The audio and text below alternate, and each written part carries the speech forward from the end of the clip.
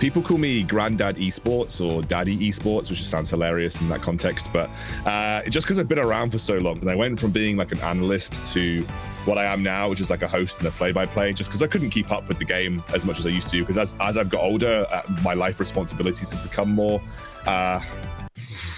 hectic. I don't even play the game near enough at the same level that I used to when I was back at university. So I'm just basically part of the furniture, part of the artwork on the walls these days is in the UK esports scene. Trouble guiding us through this series, guys. Take it away.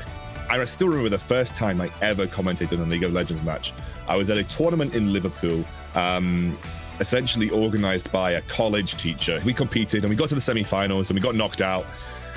And then I went over to this little desk and they were just streaming it. They were literally just streaming the matches and like no one was really talking over them. There was a little microphone and basically they said, if you want to talk over the game, like feel free. And I distinctly remember saying Twitch chat, and Twitch chat said, this guy's not terrible. So I was like, wow, Twitch chat said I'm not terrible. I remember having a conversation with my dad where as I was talking to him, I was like, I don't know if I'd be happy like doing like a normal job. And he was like, no one's happy doing a normal job, get over it. And I was like, okay. I was like, all right, thanks, Dad. Realism in a nutshell. I make YouTube videos and talk about games for a living. You can't really get much better than that. If I think back to like 16-year-old me, I would have never gone to medical school if I could do this in an instant, you know? Ericsson and Silas, like he was a monster this game. Oh, it was me. It was Granddaddy Esports in the flesh. Yeah, that was fun. Let's get into the next series then, because I want to spend less time on me and more time on Riddle versus Tricked, which will be the next best of 3 coming our way. We've got Trouble joining us on the desk, taking over from Foxdrop, who's gone off to Cast. And I think, Trouble, I want to start with Tricked. They're a very difficult team to quantify for me. I find it so difficult to kind of pin them down in terms of their performance. Where do we even start with this team? Honestly, I've been trying to do a lot of analysis on Tricked, and there's no middle ground. It's either rock bottom or sky high with them. They're either going to be this team where we're like, wow, they're taking advantages from Fnatic. Wow, they could beat Fnatic. Or, wow, this team could actually get relegated if they played like this again. And it's sort of a situation where we've seen over and over with them before, where the 50-50, the overextensions become int. And the let's try something new becomes, oh, wait, that would never work. What goes through your head to, wow, this play should have never worked. That was amazing. So it's just so much confusion where it comes to Tricked. I actually dubbed this the dichotomy of Tricked. It's like it's either insanely good or really bad. I think we're hoping to see the insanely good version of Tricked coming into this series because they're taking on Riddle, who I think unarguably are the third best team in the league, potentially even with the way that XL are playing right now, maybe even the second best team in the league. You just don't know, right? Like it's very difficult to tell. They are a good team when they're on form, and they have been on form for quite some time now. Let's go to the draft now. First 3 bands are through: Karma, Ash, and Kha'Zix for Riddle, and Karthus. Caitlin, I am wondering whether the volley bear is hanging in the back of Trick's mind right now. It's going to be the Nara against Doxy, though, specifically targeting Doxy in the top lane. Yeah, I think that's interesting because, I mean, there's a lot of bot lane bans that are just really powerful. The Kha'Zix makes sense for soft because for me, the mid jungle is a really impactful matchup within this game. And I was kind of thinking about the top lane as well because I was thinking, Riddle very solo lane oriented. I don't think Wazor's as big of a carry as Doxy is. I think that's why this Gnar ban is important because if you put Wazor on a utility pick, on a tank, something like Gangplank, or some of the other picks he's been able to pick up, Gnar can be problematic. Gnar can be a sore point for the roster and can cause issues.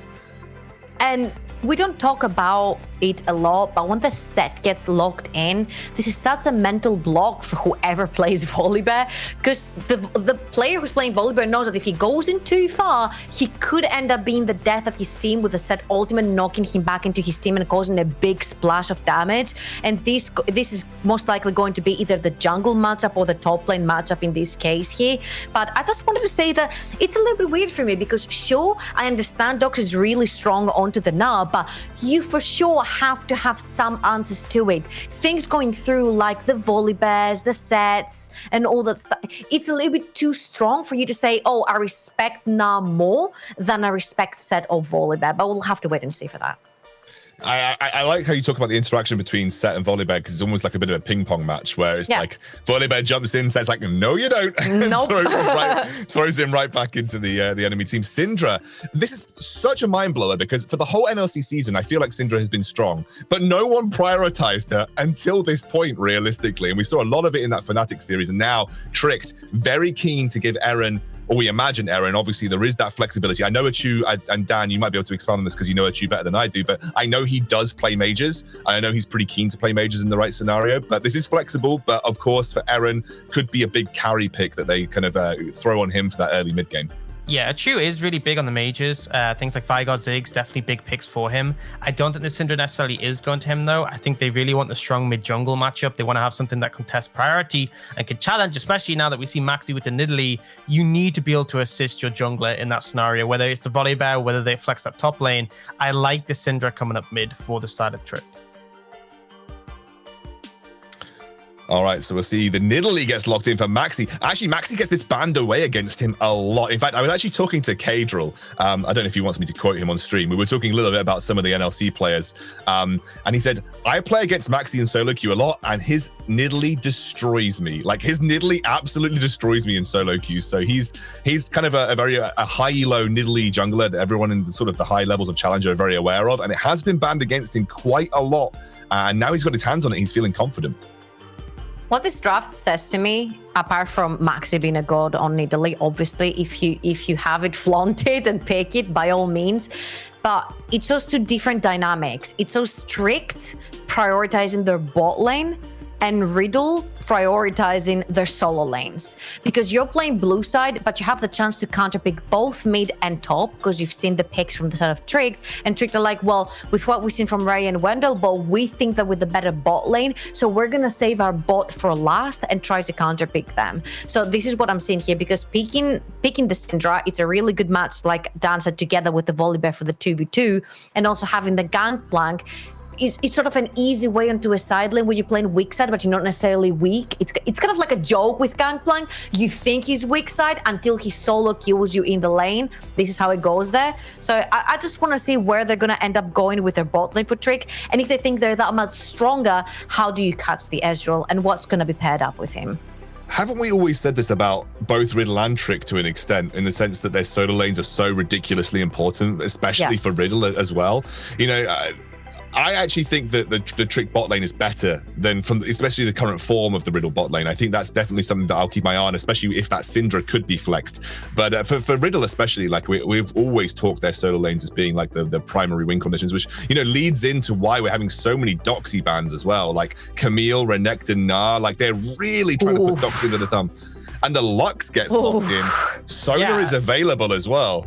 I mean, I'm a big fan of this because you have tools. You have strong mid-priority contestion, which is going to be hard to match with the Syndra. You have Gangplank ult to help mitigate pressure in the bot lane. You pick the likes of Sona Lux, especially into an Ezreal, and I'm feeling pretty confident. You know, the poke in Nidalee is going to be heavily negated by those shields, so I feel like it gives you that option, but I do like that they only take the Lux now because the Lux has the flexibility. We saw that in the last series. It's safer to pick with another AD carry by itself, and then the response coming in from Riddle is going to be that thresh, so a bit of pressure under the 2v2, but it's not like it's a Blitzcrank or something. It's not like they have the fully prepared counter for the Sona Lux, and honestly, I feel like Tricked are coming out quite a bit ahead.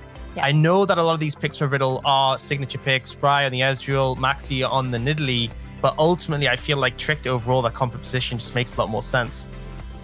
Yikes. There is so much damage that's lacking from the side of Riddle. I'm looking at Nidalee, I'm like, conditional damage. Your spear has to hit, and are you gonna go into a Syndra in Cougar form? Are you gonna go into a Volibear, a potential Pantheon coming in? Sure. Ray, the same thing. This is a skill shot champion, the Ezreal. You need to hit the Qs, you need to hit your skill shots to do damage, and then you've got two big beefy from the Sona Lux is just so perfect here, like Dan mentioned, with conditional damage. Even when that conditional damage hits, it's gonna be instantly mitigated. Yeah, I feel like you have to wombo combo this insanely. Like, you have to get like a ridiculous like chain CC with the huge damage that you said to hit to actually make this work here into Trick. Trick have drafted really well. Dan, very quickly before we go to Caster's final thoughts. Max, he needs to have the game of his life, honestly. He needs to be completely like murdering the enemy team, decimating bot lane. And, you know, we praised his Nidalee. He needs to show that in this game because Trick hard out scale and they have great tools as well. And just a word of caution for Trick: stay away from the blasting cones. That's it. Stay away from the blasting cones. Yes. Oh, well, that moment is scarred in my mind from previous week's trouble. We're going to hand it over to our casters. Foxdrop is joining Hip Rain, ready to take us through this series. Thank you very much, Scoundrel. Hello and welcome to the caster desk as we're getting ready to go into our second series of the day. We switched Trouble out and we got Foxy in. How are you doing, mate? You all right? Yeah, I'm doing fab. I'm excited to be casting again. It's been a while actually since I was casting. It's like the E-Masters last time, and now we're prepping for the next E-Masters. Like, goddamn, this is going to be a good matchup as well. It's been a while since me and you got to get behind the desk as well together. So That's it's quite true. fun. Shame it's online, but you know, maybe in the future. Yeah. Right. Let's talk a little bit about this Riddle versus Trick game. Let's talk a little bit more just about the team comps in general. What are you making of this? Because for me, the impression I'm getting from the desk and what they were kind of hitting on was they really like Trick's comp. They're worried about the lack of damage from Riddle. So what do Riddle need to do in this game? Yeah, I do. I want to echo the death sentiments there. I think it was a great pivot, honestly. I don't think people would have expected the Lux Sona to come out in that second rotation there because it's usually something that's a bit more early prioritized. But to answer your question, like for Riddle, sure, Nidalee has to have the game of our life, but I do think on the plus side, you have like some decent engage on the side of Riddle, and you do have very low mobility on the side of Trick. So that is something that you can look to exploit, whether it's like Thresh engages, Set running in, Ornn horns being blown. It's something where you can try and catch people out of position. Yeah, well, it looks like we are loading through into game. For our first game of this series, Trick versus Riddle.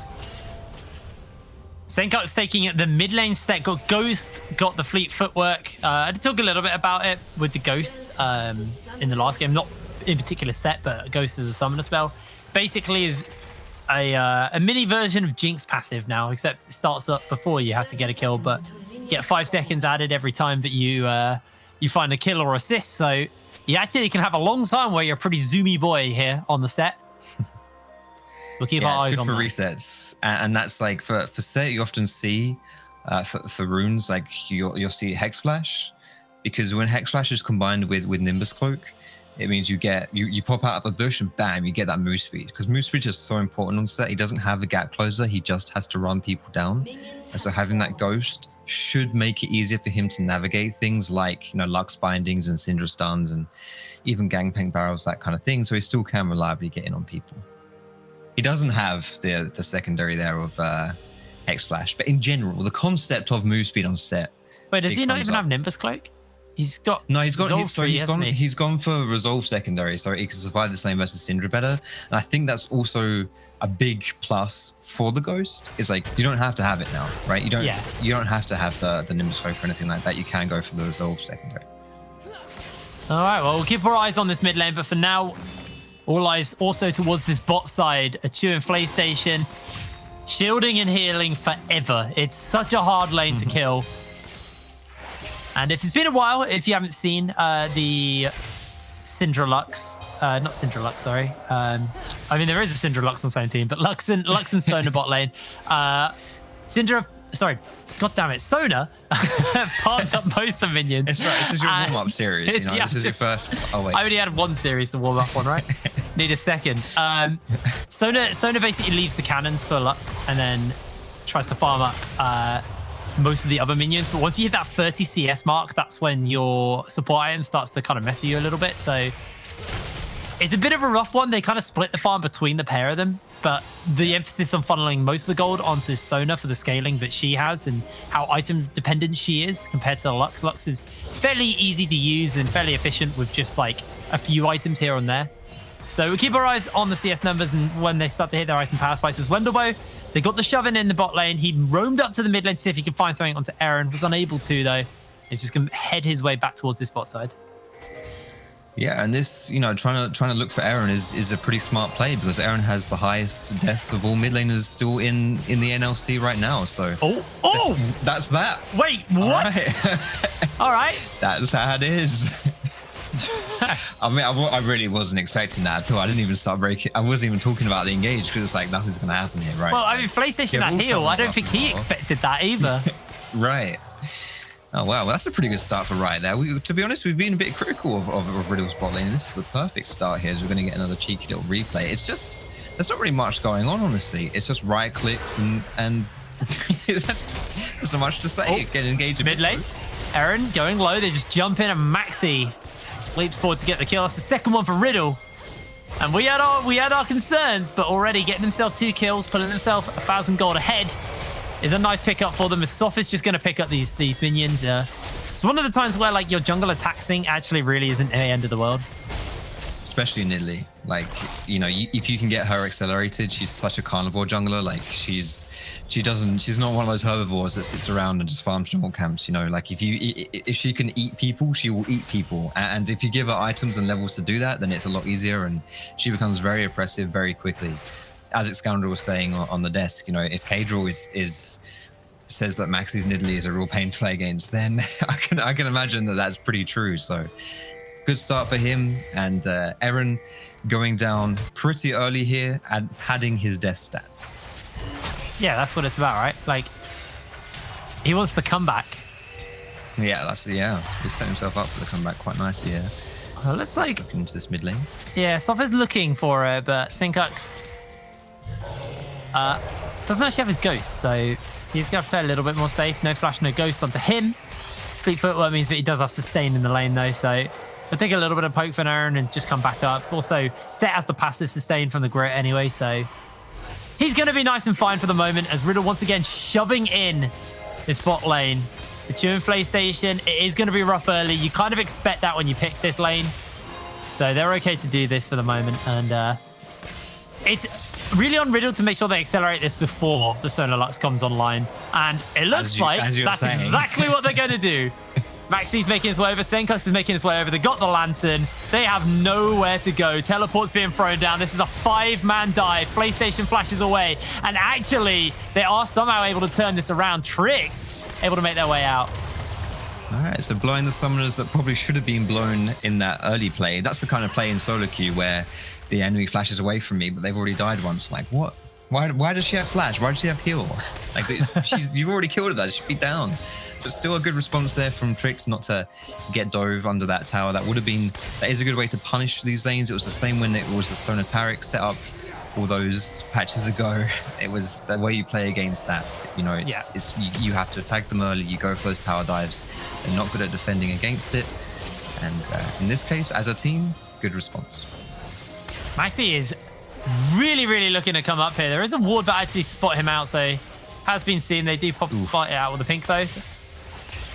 And Riddle just continuing to see if they can get a dive off. It looks like there's going to be an early start on to this Infernal Drake for Riddle as Trick's not really able to contest this.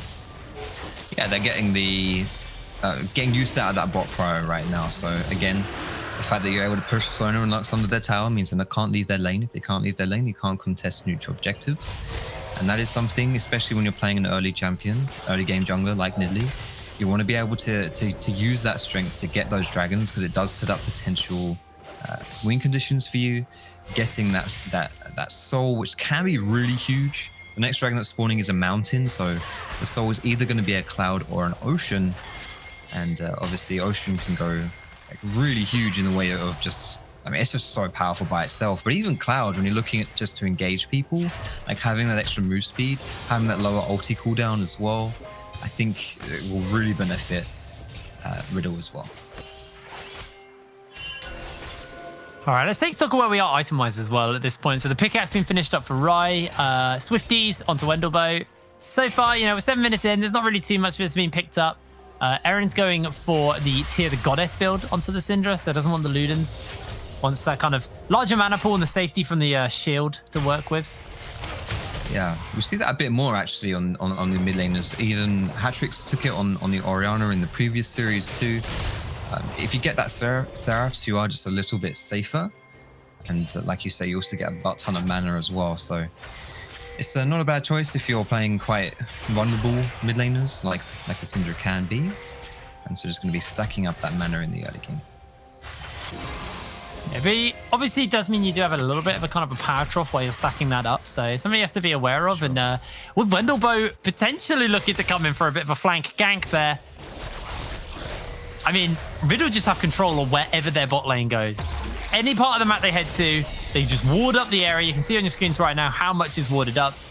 They get the Herald, they've got the Dragon, and they're looking to see if they can get some plates here on the top side. Although Weasel has got level 6, he has that Cannon Barrage, and will be able to clear through the waves. So it looks like Weasel going to continue to try and just play weak side here for the moment. Yeah, and you're seeing why this Nidalee as well is banned against Riddle in all the playoff games so far that they've played.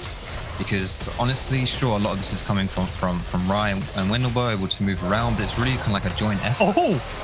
Hold on, Doxy's getting dove here. The ulti does connect onto him. Doxy flashes away, pulls out the Call of the Forge God, just redirects for the knock-up, and Doxy able to eat the dive, but now he's going to have to run to the wind as they look to chase him down. The flash comes out by Soft, and Doxy searing charges away to safety. The shield goes a little bit wide, and Doxy slowing them down underneath the tower. Doxy eating up everything and able to get away. Meanwhile, in the top lane, Weasel threw out the Cannon Barrage and walked away, but the tower will fall and Riddle get first turret blood. Now Stenkux, he's popped the Ghost, he's on the hunt, he's looking to run them down, gets the suplex back onto PlayStation, looks to pull him back, isn't going to land into the True Shot Barrage though. And Stenkux, one more haymaker and he's just going to step away. That's a bit of an awkward situation. Now, I appreciate Stenkux realizing that no one had any mana on the side of Trick there, so even though it's a 3v1, still have a pretty good, like, you definitely can take that 3v1. But once you've kind of used all your stuff, then they just walk away from you. So not ideal. That's both his summons gone as well, plus his ulti. I'm not quite sure he could have, well, he literally could not have dedicated any more than he did. It doesn't get anything out of it. He could have dedicated his life. He could have died for it. He could, that's true. You know, he went that far. He might as well just fully commit and see if he can pull it off. Yeah, that's definitely that kind of like rage commit right there. Yeah. Stop it. I'm going to get you if it's the last thing I do. Exactly. Doesn't quite do that one, fortunately for Riddle there. I'm not sure what he was thinking. Like, he had 2 ruby crystals. Like, what is he going to do? Yeah. Yeah, oh, well. It was. Yeah, I mean, it's an adventurous play, but he saw the opportunity, and more importantly, on the top side of the map, Riddle they got that tower. It was really good rotation. They got all the plates there as well. You can see this gold lead is almost at 3,000 now too. It's all good stuff, and Riddle is still coming out way on top in this early game. I do worry though that Rye is just farming up a Storm right now. He's got a massive lead. Obviously, the lead is somewhat split because PlayStation and the Chew both share the gold on this lane. But he managed to get that first turret blood with all 5 plates. Got a plate, 2 plates now bot lane. Rye is just a complete demon to deal with. Will take a final spark and lose most of his health bar, but here gets the level up and gets some health back. And he's got, his Sheen. He's got the components for his Mana Mune. He is very much in a strong position right now. And Aaron, on the receiving end of quite a few members from Riddle. Don't have to worry about Stenkux having all his summoner spells, though. That's what this is for. Getting position for that objective. Rise recalling. He has teleport. I'm assuming he can finish that Mana Mune here. Nope, he's gone for Lucidity Boots instead. But either way, he's TPing in, and this should be a free dragon going over to Riddle. Yeah, it gives him a lot more CDR to use. Get that passive stacked up quicker. Dragon number 1, Dragon number 2 will fall down as Riddle will cash in. It's going to be a Cloud or Infernal Soul. We'll see which one it's going to be. It's going to be an Ocean Soul. I am really dumb. And she's going to flash away to safety. He's out of that one. Again, that's kind of the strength though, right? You're seeing the threat that Riddle puts out when they just run at you. It's definitely a weakness of Trick. They have to respect that. And even then, Stenkux doesn't have his summoners, right? He's already used that stuff and it's gone, but he still gets the flash out of the Sonar there. And I think that just really goes to show the power of hard engage into this Sonar Lux comp, and what we might be able to be seeing more of that as this game goes on. They keep trying for Aaron, but they can't get him. He's able just to keep them at arm's length. He's got that scatter. Here comes Wendelboe.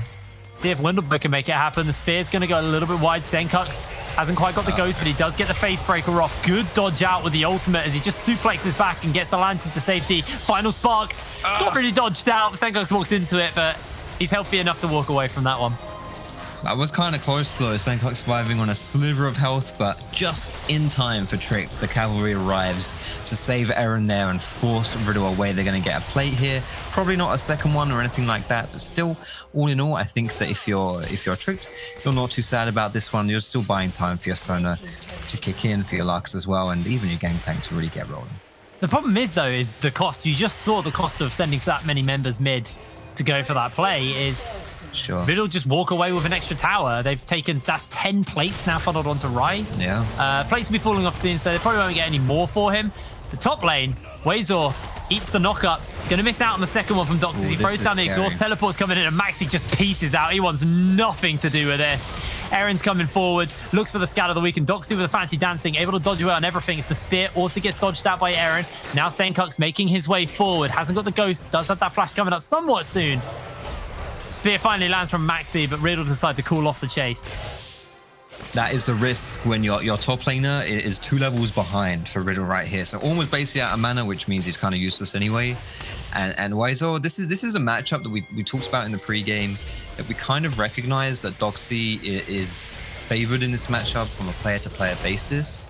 But right now, with all the roams that Doxy's done, with all the kind of like weak side he's been playing, Waizo really has been able to get these levels and do this damage. Look at that. Oh, good tangerine to make sure that Wazor doesn't go down there. That is a lot of damage from Wazor, though. 14-minute Triforce, yeah, that hurts.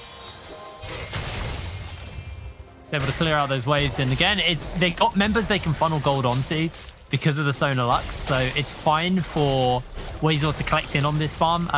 Upgrades actually have come through for the Shard of Frost, I think it's called. So I think at this point they are free to farm again. Yeah, so this is where Sona Lux kind of There's the hook. There's the true shot. Cannon Barrage is coming down, and the Chews actually able to get a kill. Because Rai does turn it off. It's 1-for-1 so far. Soft takes a lot of damage, and the tower getting tanked by Doxy is able to get away with his life. It's a 1-for-1 as the final spark gets thrown down by PlayStation as Aaron looks for the scatter. Oof. Ouch. That's a double poke right there. SQ, Nidalee Q, those are 2 things you definitely don't want to take in the face, as Aaron did. I don't know whether I'm impressed or disappointed that Riddle went for that dive play when Maxi was taking Herald. Like, you don't even have your jungler there, who is like the primary facilitator, the playmaker of the team. That's what the jungler does. And you're just diving without him. It worked out totally fine, right? Because you allocate your time in a very efficient way. Get this Rift Herald and take the mid tower, and then also get a second charge on that tier 2. But I think, Riddle just getting quite cheeky here with their plays, but they are getting away with it, and it's working in their favor so far. And you can see the gold difference between the individual members on your screen right now. Massive lead for Maxi over Soft. Massive lead for Riot over Achu and PlayStation.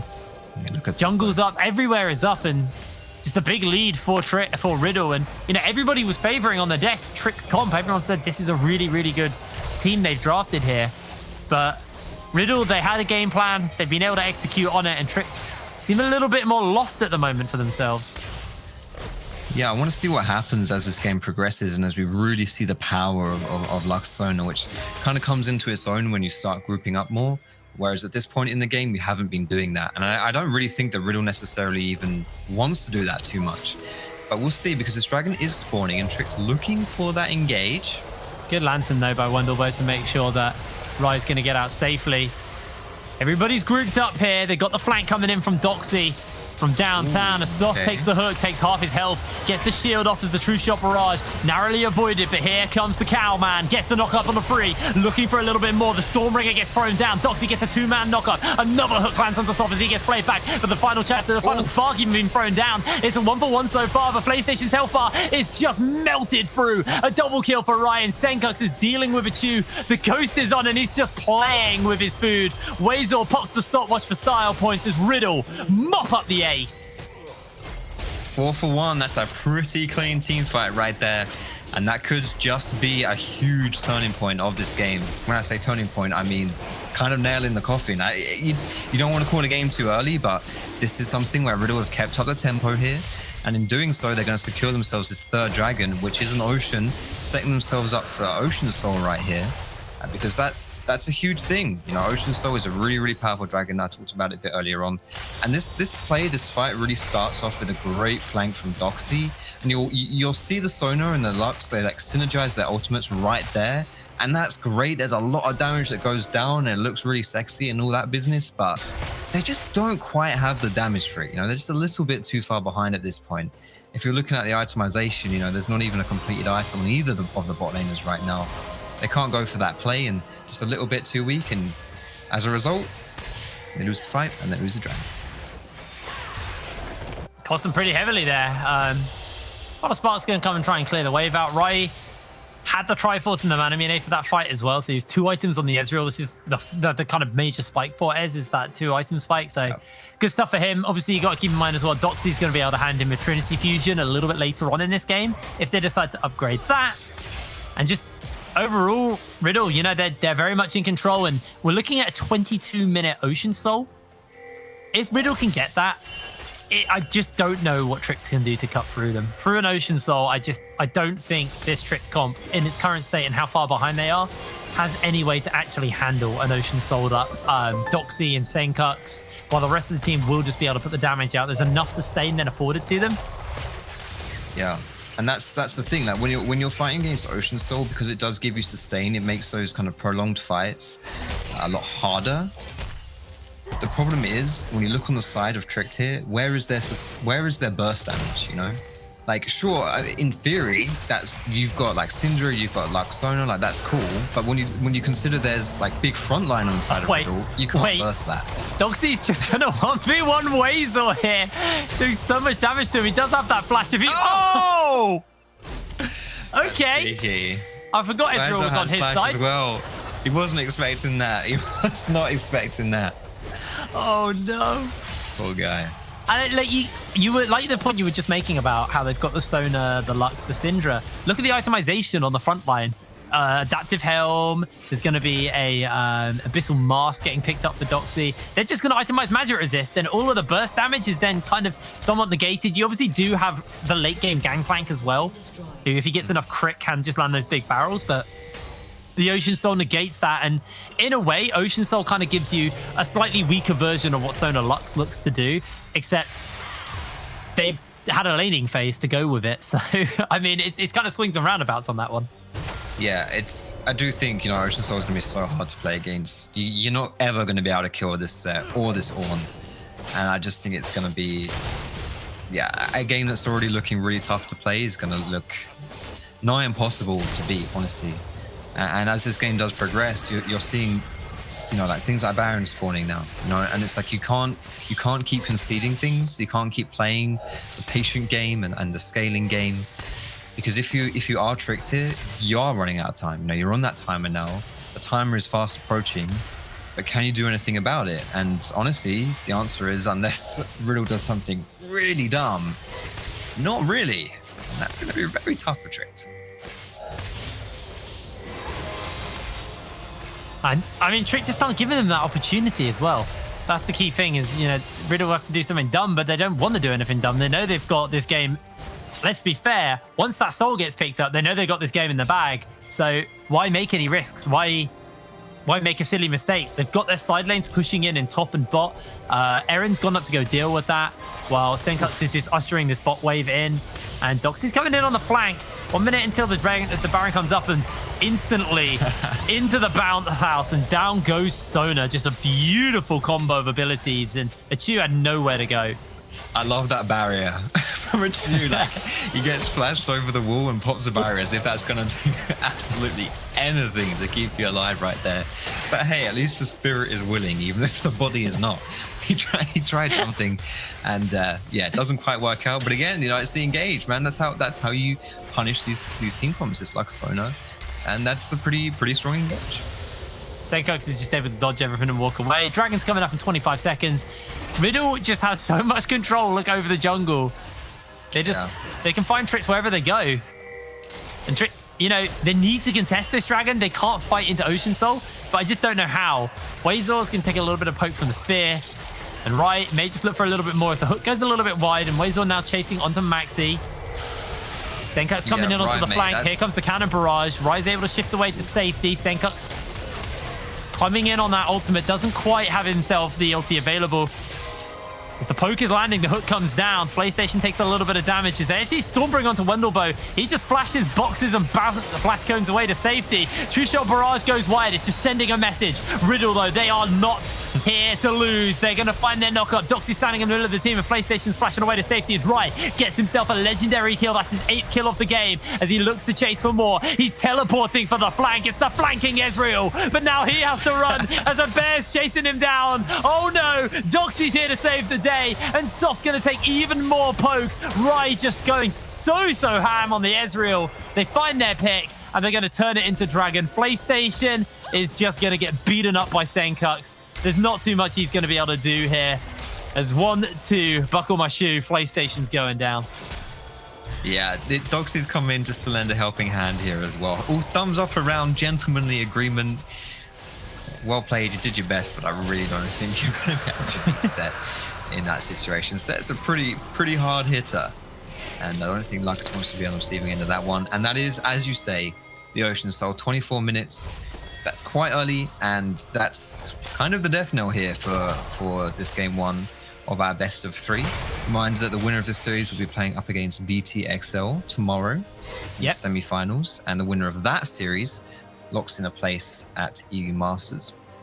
So potentially has a chance to beat Fnatic.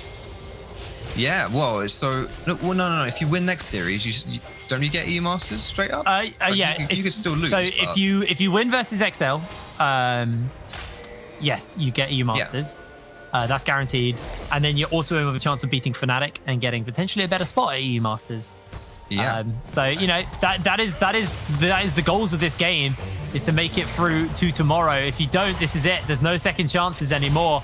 And Wazor once again getting chased out by Doxy. Doxy's just gonna walk him down. Wazor is gonna make a run to safety, but Maxi on that prowl looking for him.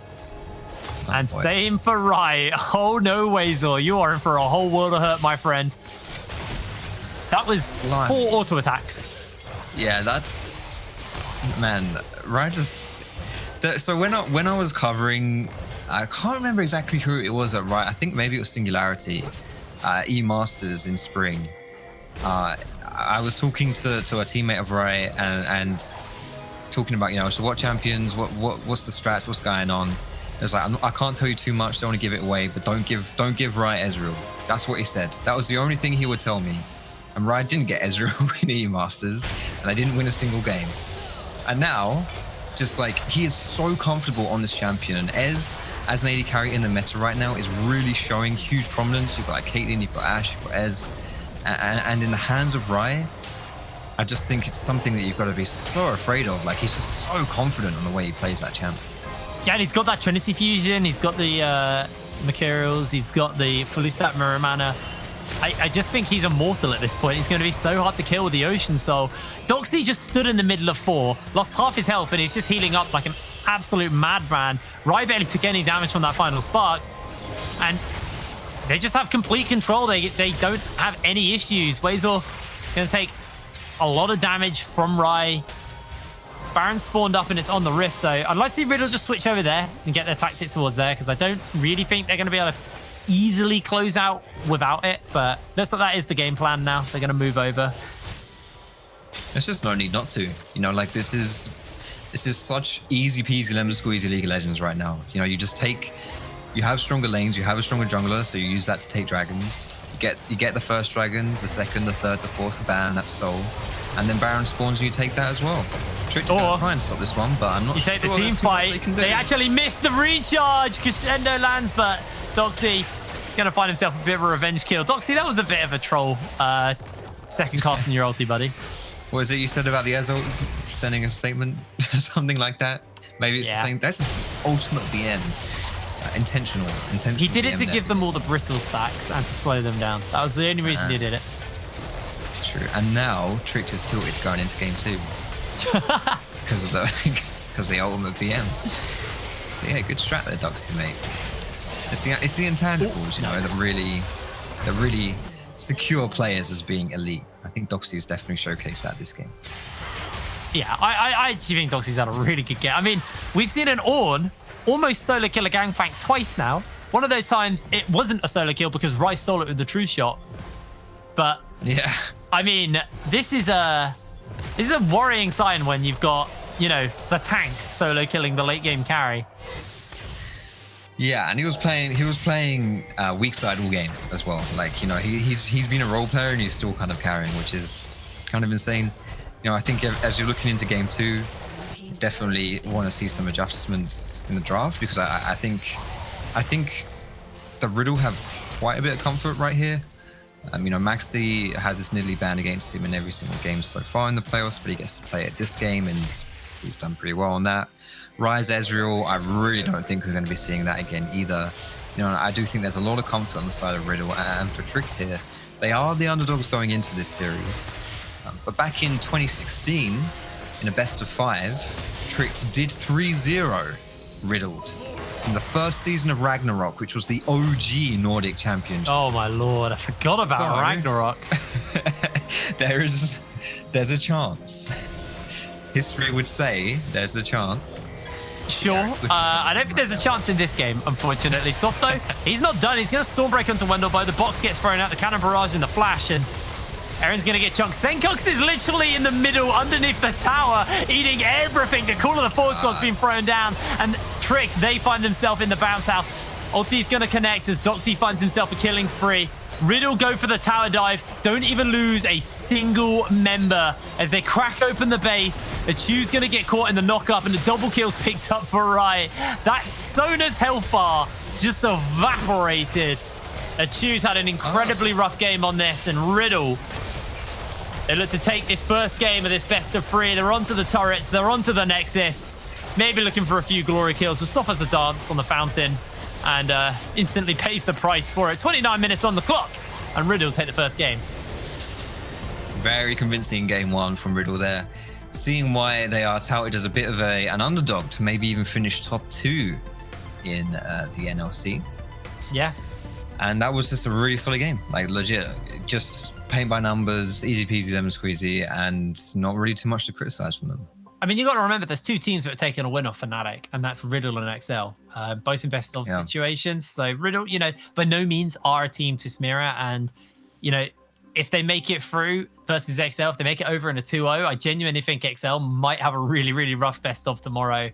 Just overall, really, really controlled game by Riddle, and Tricked, to be honest, just looked a little lost. I think that's the only way I can describe it. They just looked a little bit lost. Yeah, that is something as well. Like in the group stages, in the regular season, Riddle 2-0'd XL. Yeah. So you only have to do that tomorrow if you win this series. You know, they've already 2-0'd them. If you do that again tomorrow, 2 more wins, you can prove you can do it. If you do it tomorrow, bam, you're in the finals. Well, we're going to have to find out, guys. We're going to cut to a quick break, and when we're back, we'll be back with the analyst desk to break that Riddle win. We'll be back in a minute. See you in a sec.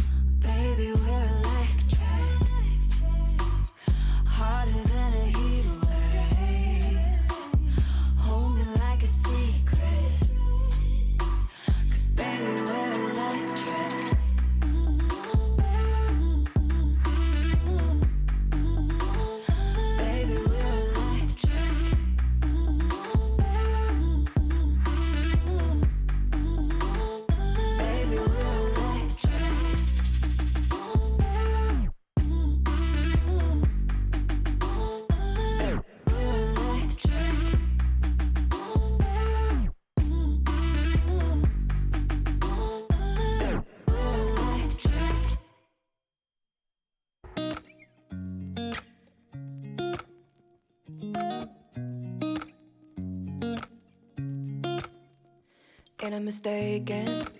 I've been here before. All my body is aching, shaking to the core. Wherever you go is a heaven, 724. Now don't go be misbehaving, but I'm craving a little more.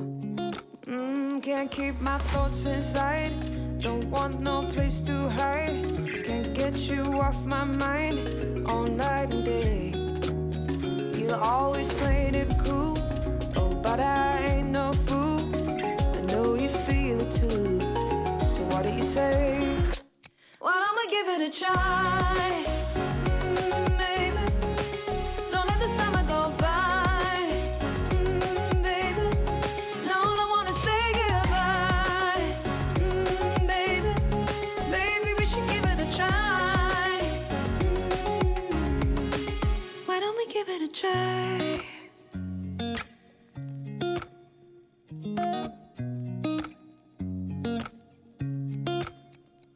Ain't no mistaken, I'm taken with you. All my body is aching, awaken anew. Oh, I think I'm in heaven it's true. Now don't go misbehaving, but I'm caving over you. Oh, can't keep my thoughts inside, don't want no place to hide. Can't get you off my mind, all night and day. Yeah, always played it cool, oh, but I ain't no fool. I know you feel it.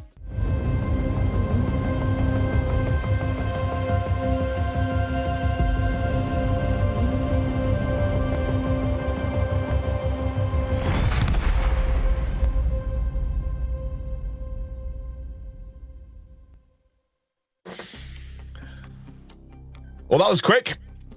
Riddle absolutely dismantled Tricked in that first game, and I said to Dan, it looked like they were just the better players. I mean, I think there was a draft issues. I think there was some itemization issues for Tricked, but it definitely felt like when it came to execution, Riddle had that game down to a T.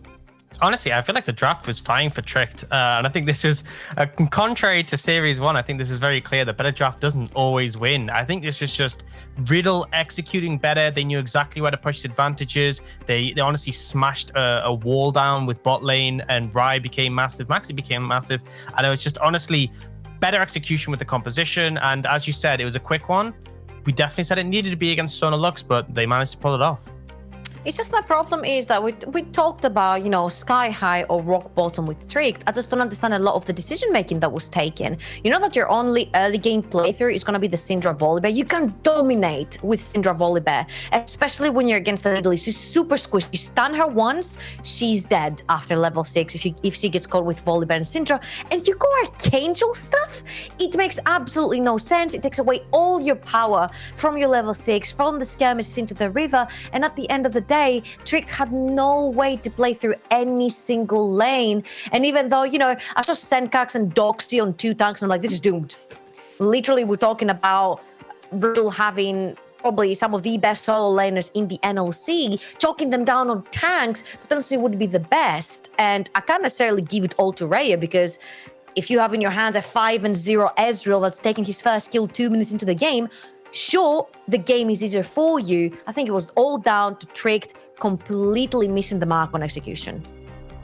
Yeah, and actually, I think though, even though you might say, Doxy and Stenkux were on tanks, they were so influential in the team fights though. The decision making they had. And actually, Dan, I'm sure we're going to have a look at back at a player of the match here. It could be, I'm guessing, I don't know what you picked, but I'm guessing it's going to be one of these influential team fights. So let's take a look.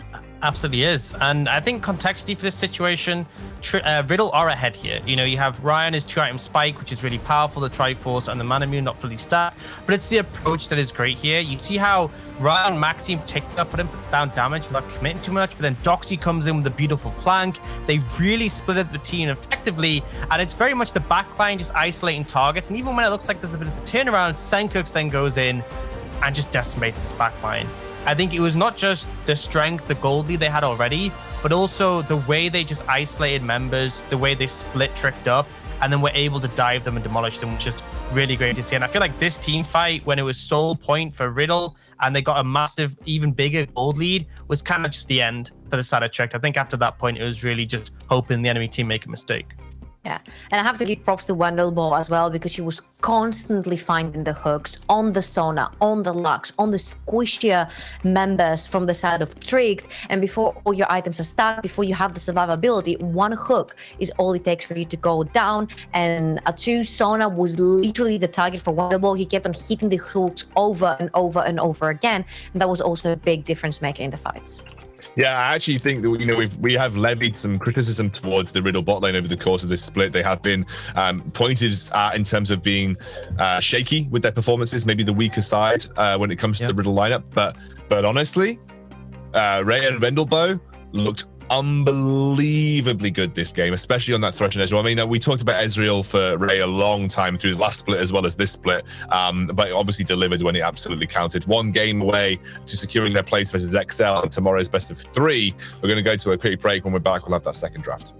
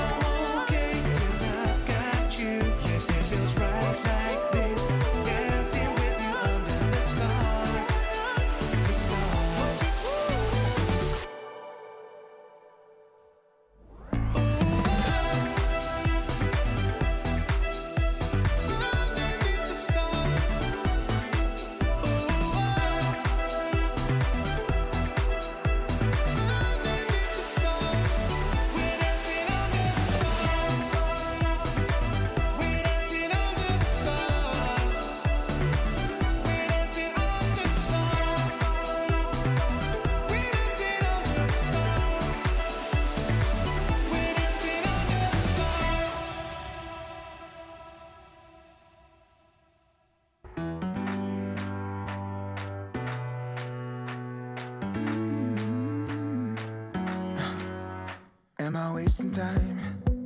'Cause I'm already gone. So long, can you stay the night? 'Cause you're the thing I want. I know you're feeling different when you're stressed out, but even with no makeup you still stand out. 'Cause no one makes me feel the way you do now. Like you do now. The way that you move your body, you make it look like a hobby. Every time that you touch me, it's electricity. Things we discovered underneath last night's covers. Everything came so easy. It's electricity. Electricity. Whoa. It's electricity. Electricity. It's electricity. When it's late at night, I feel you on my skin. My skin. You're all that's on my mind. It's finally sinking in. You're it.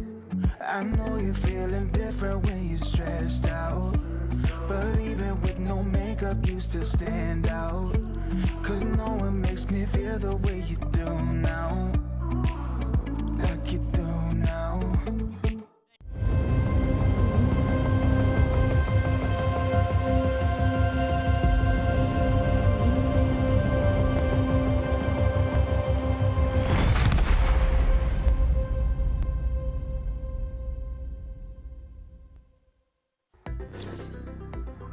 Welcome back. We are heading into draft here for the second game of this series. Riddle now on red side, Tricked opting to take blue.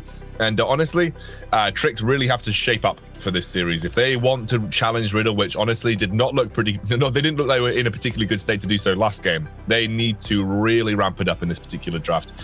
If I'm Riddle, am I even bothered about staying Lex? Do I think that Tricked can even execute on it is the question, you know? Which is interesting because they have played it before in the NLC. It was actually a game played off stream, but they had a really strong performance there. So I think maybe they opt to go into a similar situation, but opt to ban away some of the tools that Riddle had, like the Nidalee that has already gone. But it definitely feels rough to come out of game one, having the Sonar Lux and just to completely flop. So I doubt we'll see it again in game two, because in this shorter time period, it's rough to try and turn things around when you had such a bad game one. And I like the adaptation here. You know, I don't necessarily think Maxi provided too much on that Nidalee. It all came down to execution, like we mentioned. But take that Nidalee away, because comfort means a lot. Take it away from Wendelbo, as well as the Kathis, because it's really strong. I feel like these three bans should have been the red side bans as well, and then let Riddle get the first pick and then sort of swap with them. This time they have the first pick. A lot of things open for them. There's the Karma, there's the Volibear, there's the Ashe, there's the Ezreal. Too many things to choose from. Well, it's a Volibear locked in. That's been kind of the theme of today, to be honest with you, when it comes to blue side. Being really high priority. Something else that we've seen achieve a high priority status over the last week or so, week and a half, definitely in the games that we've covered here on the NLC, has been the Karma, and the Karma Ezreal gets locked in right now for Riddle. I mean, that's instantly problematic because it's going to have priority in a lot of circumstances, scales incredibly well, huge safety for the backline. And Ryan Wendelbo had a great game in the previous one of the series, because I think before today, I probably would have said maybe so much priority on your bot lane isn't as valuable, but really they popped off, and Ryan being on comfort again is huge for the side of Riddle. Kai'Sa gets locked in. So Kai'Sa has been kind of considered like if you're like a Kai'Sa specialist, if you're good at Kai'Sa, if you feel like you're a strong Kai'Sa player, it's considered a decent counter into Ezreal because you can just close the distance on him very instantaneously. Gonna lock that in with the Nautilus now. So pretty strong bot lane actually here for Tricked. Definitely throwing down a bit of a gauntlet at you in PlayStation. So for me, this shows that Tricked want to play towards the bot side, especially with the lock-in of the Nautilus as well. The ultimate keeps following the Ezreal, even if your Arcane shifts away. And then the Kai'Sa will jump on the backside of him to follow up. I would like to see some aggression. We've talked about, the comparison of a two PlayStation versus Raya Wendelbo bot lane, where possibly Tricked has the better bot lane. I think now they have a great matchup. Now they have an aggressive 2v2 matchup to prove that. Of course, They're gonna struggle because every composition struggles against Karma as well bot lane, but at least they have the tools to react. Pretty interested to see how things go for Riddle here, because they've picked Sejuani, and I think if you're gonna pick Sejuani, you want to have solo laners that you can play around. I think Riddle suits the bill completely, so I really want to see them come out with something that benefits from having that stacking passive for melee champions, and really drive home the advantage they have in the top lane in particular, because Doxy having counterpick potentially on red side can really go to town on whatever Weasel picks up.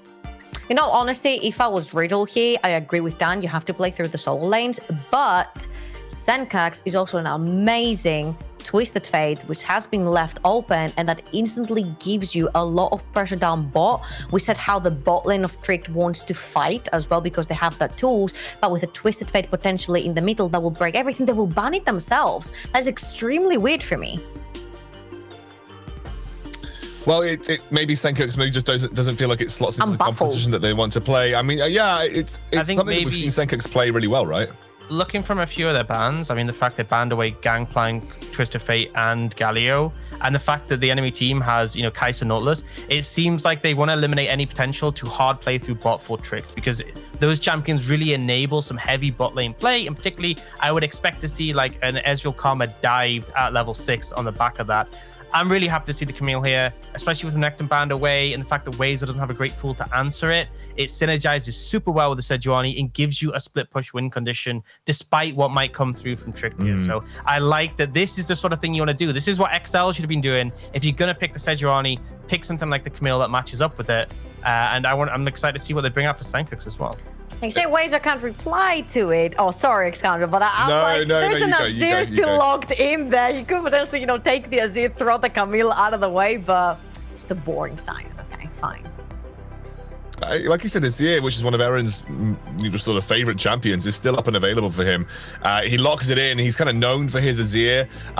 If there is going to be a pick that he performs on, steps up to the carry role, it's going to be this particular play. I love the confidence from Doxy. I think it shows the difference between Sendo and Doxy as top laners, that Doxy will just go for this even in the blind pick scenario, which is a really big deal for me.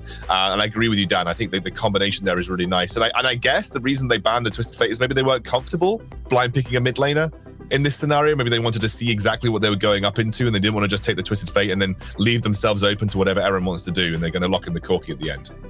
Yeah, so I mean, essentially we have both teams pretty strong backline carries, but the X factor is that Doxy on the Camille. But there is something interesting to note that can come from this is Weasel on the Sion, because Tricked, it wasn't on stream, unfortunately. It was one of the off-stream games due to technical issues, but they played this Sion on top and they went for the early lane stops. There's potential we could see this here to really shut Doxy down, because ultimately, if it ends up being 2v1 in both top and bot lane, Doxy will not benefit from that.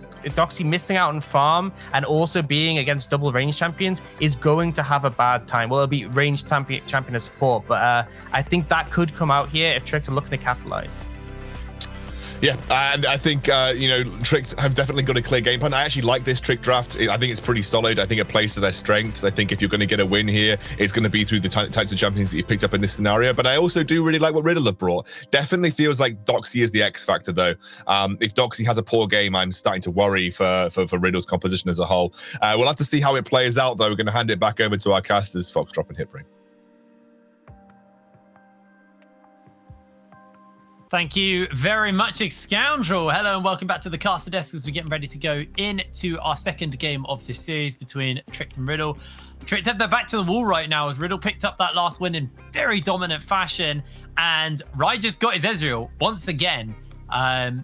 So you see how they handle that. There were, the talkings for Orcs put down for this level 1 Sion lane swap. We have seen it a few times now. We'll see whether or not they opt to go for that, and keep our eyes on that going into this one. So, Foxy, what are you making of the team comps this time around? I think this is the quite even team comps in the sense that I like that there's carry threats on both sides, and that's something that I think it's easier to execute this kind of team than the stuff we saw in the first game. And I'm really looking at this top side as well, because I do think that Doxy he's quite hyped up, and we have thought of him as a very, very solid kind of carry top laner. And Wazor is more of that role player who gets put on whatever his team needs to put him on. You know, going into this series, he'd played 5 playoff games and 5 different champions. So it's like, whatever his team wants him to do, he'll do it. And if it's Sion in this game, it's Sion. And I think it's one of those, it'll be one of those matchups where, you know, if Doxy can get that early Sheen, even that early, like, Triforce, then that can be really hard because there's that true damage coming through that will hit quite hard. But Wizor, again, if you get your Bramble Vest and your Sunfire Cape, you won't really have to worry about Doxy too much. So if something happens early up there, that could definitely be very influential for the rest of the game. Yeah, looks like Wazor's doing it. Made his way down to bot lane. It looks like a Chew and PlayStation making their way over. There actually hasn't been a ward to spot this out. So what we see actually with this lane swap is the Sion actually goes for a late invade, steals away a buff, Dai's doing it because he's a Sion, and then he'll lane swap down to bot lane. Looks like he's actually just doing his chicken. So he's not actually going for the invade. He's just going for the chickens. And the invade is happening on the other side as Doxy is going to be on the receiving end of all of this. Has to flash away. Does hook shot away to safety. Maxi seeing if he can get that smite. Not going to be able to find it. And that is Soft getting himself the red buff steal. While Wazor slowly but surely chopping away at these chickens. I think he's going to get red as well, you know, to really just like try and deny that from Sejuani. But Sejuani is bombing it down. Like, okay, no, she's going to give up that one there. So you need to die if you're playing Sion to make this strategy work. So you need to get into zombie Sion so you can just beat on it like that. There it is. Oh my lord. So two camps for him, knowing that he's going to get, you know, he would just get zoned out in this lane swap anyway. So he does get a little bit there. And more importantly, Maxi now is really quite put behind quite far. You know, he just picked up that blue buff. Meanwhile, Soft has almost picked up his 3rd camp of the game. I'm actually really interested to see that they decide to go for the lane swap and not just force Doxy into weak side. Riddle probably could have shoved the lane in, looked to deny Wazor a little bit more, but decided to go for the base and reset the state of the lane so they can get in the 2v2, send Doxy into the 1v1. But critically, what this means is Rai's actually going to be behind in experience, and he is going to be a little bit weaker. Has just hit that level 2 mark, but look at the CS difference. There is a big wave that will slowly push into him, but for now, Rai's just going to have to sacrifice a few minions here and there, and Soft is waiting in the wings. There's nothing that... I mean, I don't think Soft should be topside right now. There really isn't anything that you can do here. Riddle are just going to wait for this wave to crash in. As you say, it's a huge wave. I don't think you can even dive this one, but Azir does have that mid pro. I would be kind of surprised if they set up a dive right now. I don't think it's particularly... Oh, they're doing it. All right, well, I think they might be trying to set up this dive. It's a big minion wave if you can get Riddle away from it. Here we go. Teleport comes in. Rai just flashes away instantly to safety. Throws out the exhaust, and now Senkux joins up. Very well invested there to heal the flash from PlayStation for the exhaust ignite from Wendelbow and Rai. So still got his flash on Rai, still got the flash on Wendelbow. And I mean, this is fine. Like, if you're Riddle, I think you're okay with this. Sure, it's a little rough, but you have to lose a few minions here and there. But yeah, that wasn't too bad. They got Corki's teleport as well. You know, I think if you can punish that, you know, if you can get Riddle away from that tower, you know, that is a huge minion wave, right? And that's crazy. Like, you get a huge advantage if you're able to deny that golden XP from Ez. But I mean, yeah, it didn't quite work out. But the theory was there. They tried to go for it, and Soft now is trying to keep pressuring this advantage he's got. Yeah, but he's actually running a little bit low. Aaron's making his way over. Aaron's going to take a little bit of damage from Senkux, but Senkux able to zone him off momentarily. Doxy shoving in this top side, equal in CS to Wazor. My worry is this top lane, though. There is a 9 CS lead to a Chew currently. Another big wave's coming in. And maybe they could set up for another dive, but this time bring the Azir in, as Senkux will not have teleport. Yeah, I think, so from Riddle's perspective right now, they don't mind, because I don't think they have to do anything right now. Kind of as you're seeing as well, it's like, you know, this Nautilus is picked to really punish and to go for these aggressive plays. And if you're just chilling and you're just waiting, you know, Ez has that infamous like 2-item power spike right there where you're waiting for a lot of gold anyway before you can even really do too much and come online. So if you're just chilling out to that point, that's totally fine as well. And I think Rai will be happy to do that. At the end of the day, Riddle do scale quite well. So Senkux gonna take a pretty horrible trade versus Aaron there, but can't just pick up this minion and go for a base. Aaron just used his teleport, so the teleport advantage they had mid lane has now gone and will favor Tricked, actually, as Senkux will have his teleport up sooner. Doxy has his, while Wazor doesn't. And the lane swap is undone. Everybody's heading back to their original intended lanes. To be honest, Tricked in a few areas came up on top. They did burn a lot, but they didn't really gain a massive amount other than a 500 gold lead. And I think most of that is probably sitting on Wazor over Doxy right now. So Wazor has an advantage over him. Yes, 400 gold lead for Wazor, the CS lead he's got. Obviously was able to get that first couple of camps as well for himself. So he's okay with the current amount of gold he has. And not level 5, not level 6 yet. As he's looking to try and protect for this Ocean Drake, which Riddle are thinking about starting up. This is where I think, you know, like the Kaiser Nautilus Volibear specifically is really gonna shine right now, because when you're in that lane swap, there wasn't really a huge amount to do. There wasn't a lot going on. You couldn't really put the pressure on Riddle. But now that there is that dragon to fight over, because you come back down to the bot side of the map, I think this will work in Riddle's, sorry, not in Riddle's favor, in Trick's favor here.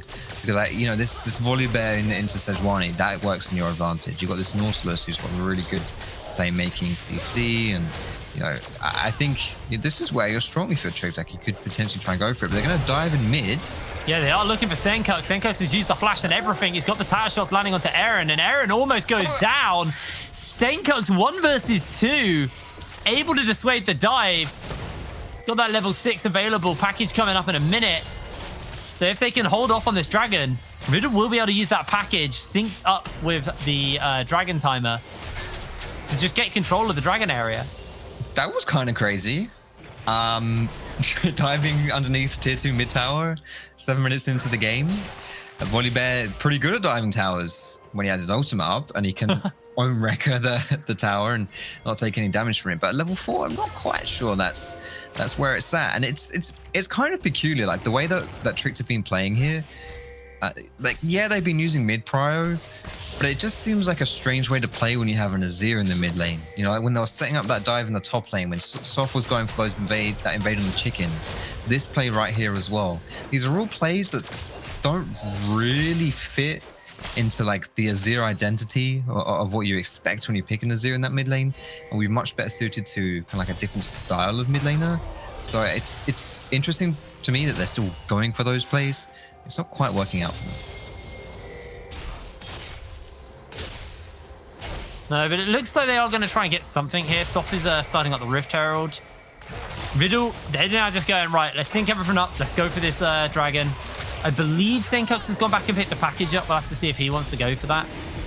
But the key thing, yes, he has it. So the key thing now means is every time the package comes up, it's the same time as the dragon is up. So Senkux will always have package to contest. Syncing your package up is super important on the core key for that. First dragon gets picked up. Trade is going to be for first Rift Herald, and Doxy, he's on the receiving end of a lot of people. Is instantly jumped onto. Beautiful hook by PlayStation. Yeah. That was hot. I like that. Mid hook shot. Grabs him out of that one, and they're going to bring him down. And not only is that going to be a kill, but with this Rift Herald as well, if you can get that plate going down and maybe a little bit more damage, you can even take the tower. But regardless, you should be able to get some plates there if you're looking to go for it. Chu just holding on right here.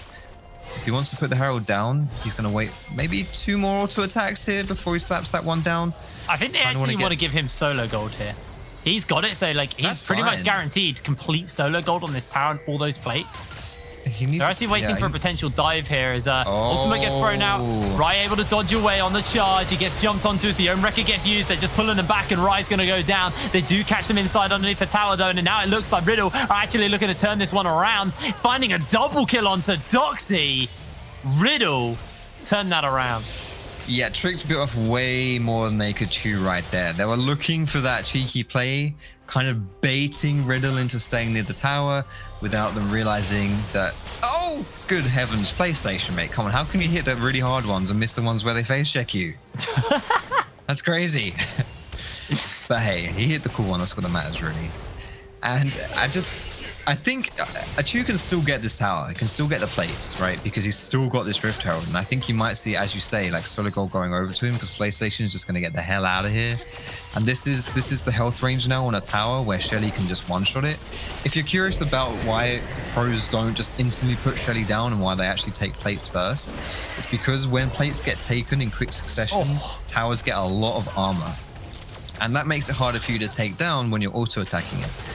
But Shelly, when she charges, the true damage, so she doesn't care about the armor. So it makes more sense for you to take those first few plates when the tower doesn't have too much armor, and then let Shelly finish it off with her true damage. It's going to charge. Rather than the other way around. Well, she did charge, but she didn't quite connect. But still, that's good. That's a lot of gold going over there to Achu, right in his pocket. That was 770 gold just from the turret, not including the plates.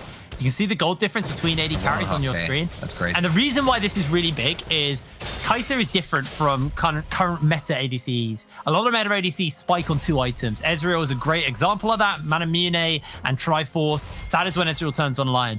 Achu, while 2 items are big for him, the Manamune and the Rage Blade, because that gives him the upgrade on his Q, she needs a third item in the Nash's Tooth to get your full upgrades on your Void Seeker and your Supercharge. So you're in a meta where a lot of AD carries spike on 2 items and you spike on 3. And that's why it's really big that they pick up the plates and get this lead onto Achu, because he needs to hit these 3 items to keep himself relevant in this game. Sure. You are accelerating those item spikes, and you're not really under too much pressure with Riddle. You know what? Here comes another dive. They are just diving right over and over again. Down he goes as Maxi should just be in for a lot of hurt here. Wazel's tanking the tower. Aaron comes in and shuffles everybody back. Nice. Zencox splashes away. Double kill picked up for Achu. Zencox trying to get that bonus damage out, but unable to do so. Wendelbo finds at least a bonus kill for his team, but they are just diving went right so much this game. This is really well executed here by Trix as well. Like we saw when that Nautilus was locked in, they talked about it a bit on the desk as well with Orcs and G. You think they're going to play around bot side, it's something you actually can lock Ezreal down with. He's a champion that's notoriously hard to lock down. He's very slippery. He's placed from such far away, and he's got that arcane shift, which also cancels a lot of CCs too. But Nautilus is one of the few champions that really can just slap down that ultimate on him and really bring it to him. And it's what's happening, and as look at that bot lane, 302 for Achu right here. He's almost completed that Ginzu's, and he's gonna love that. And once he gets those evolutions, absolutely sorted. And he's not in any rush either, because Zencox and Rai, both of them are looking for that Manamune Triforce power spike. Like he's still got a lot of time to try and get these evolutions. Now I'll have to see whether or not Riddle decides to contest this dragon, as it's going to be the base coming in from the Corki, knocked up by Wazor. Zencox is in the shop. Got to get out of that shop, Chief. He's going to get off, and that's probably enough to interrupt him from actually contesting the dragon now. Does have the package to be able to get back fairly quickly. Doxy no teleport. Wazor about and has his teleport anyway, so Trix, they're just going to have to give this one up, I think. Yeah, so this is going to be 1 dragon apiece. Right now, it is the Infernal Dragon as well, which actually does help Kai'Sa a little bit, because as a champion, in League of Legends, you tend to buy either like AD or AP. There's not a lot of champions that go hybrid. And Kai'Sa is one of those champions that does tend to go hybrid, so she gets double use out of that Infernal Dragon buff with that extra AP and the AD. I never thought of it like that, actually. You are correct. Yeah, it's kind of spicy. He uses it quite nice, actually. Now, we are seeing the package on to Zencox, and Rift Herald spawning up somewhat soon, so maybe there'll be a contest there. Doxy is a potential threat to Trix. That's something we do need to keep our eyes on. He has been, while Rai's been getting dove over and over again, Doxy has just been silently farming up and will be a side lane nuisance. Obviously, there's that point where Wazor will be able to absorb him, but then again, it will just swing back into Doxy as we get later and later into the game. So it is a real threat if you are on Trix, and they look just to continue to try and pressure out this bot side. Hook lands onto Rai into all of the CC, and Achu just cashes in on the kill. That's this tower dead. Yeah, exactly. Rai goes down and the tower soon to follow. That's just disgusting CC coming through from Nautilus there. Like, what's the counterplay apart from not getting hooked? Yeah, Probably actually a pretty fair counterplay, to be fair, when you're playing Ez. still he goes down, and it's a real far cry from the game that we saw out of him in game 1, where, you know, this Ez is Ryze's comfort pick, massively so, and he was really good in that last game, and so far he's just not really been able to get off to that same start. The package is now timed out. Rift Herald is on the map, and Riddle, they're just left scratching their heads. They didn't really know what to do at this point.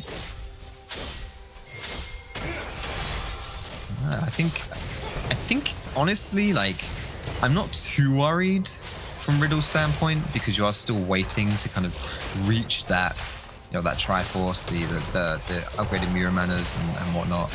It's just like, honestly, I think that Trick scales just as hard as Riddle does, so it's going to come down to really what Doxy can do in a side lane, how he can pressure and how he can pull Trick around the map. Because as this game goes on, he should have more threat in that side lane, and San will be looking to either absorb his pressure or kind of roam with those ultis. But either way, I think if you play it smart, you can do some really they're looking for a tuber. Rai takes the Void Seeker, instantly jumped onto by the Killer Instinct, tries to flash away. Ulti comes out by Maxi, not enough, but they do have the shield. Here is Doxy, and here is the mop-up. Doxy finds the shutdown.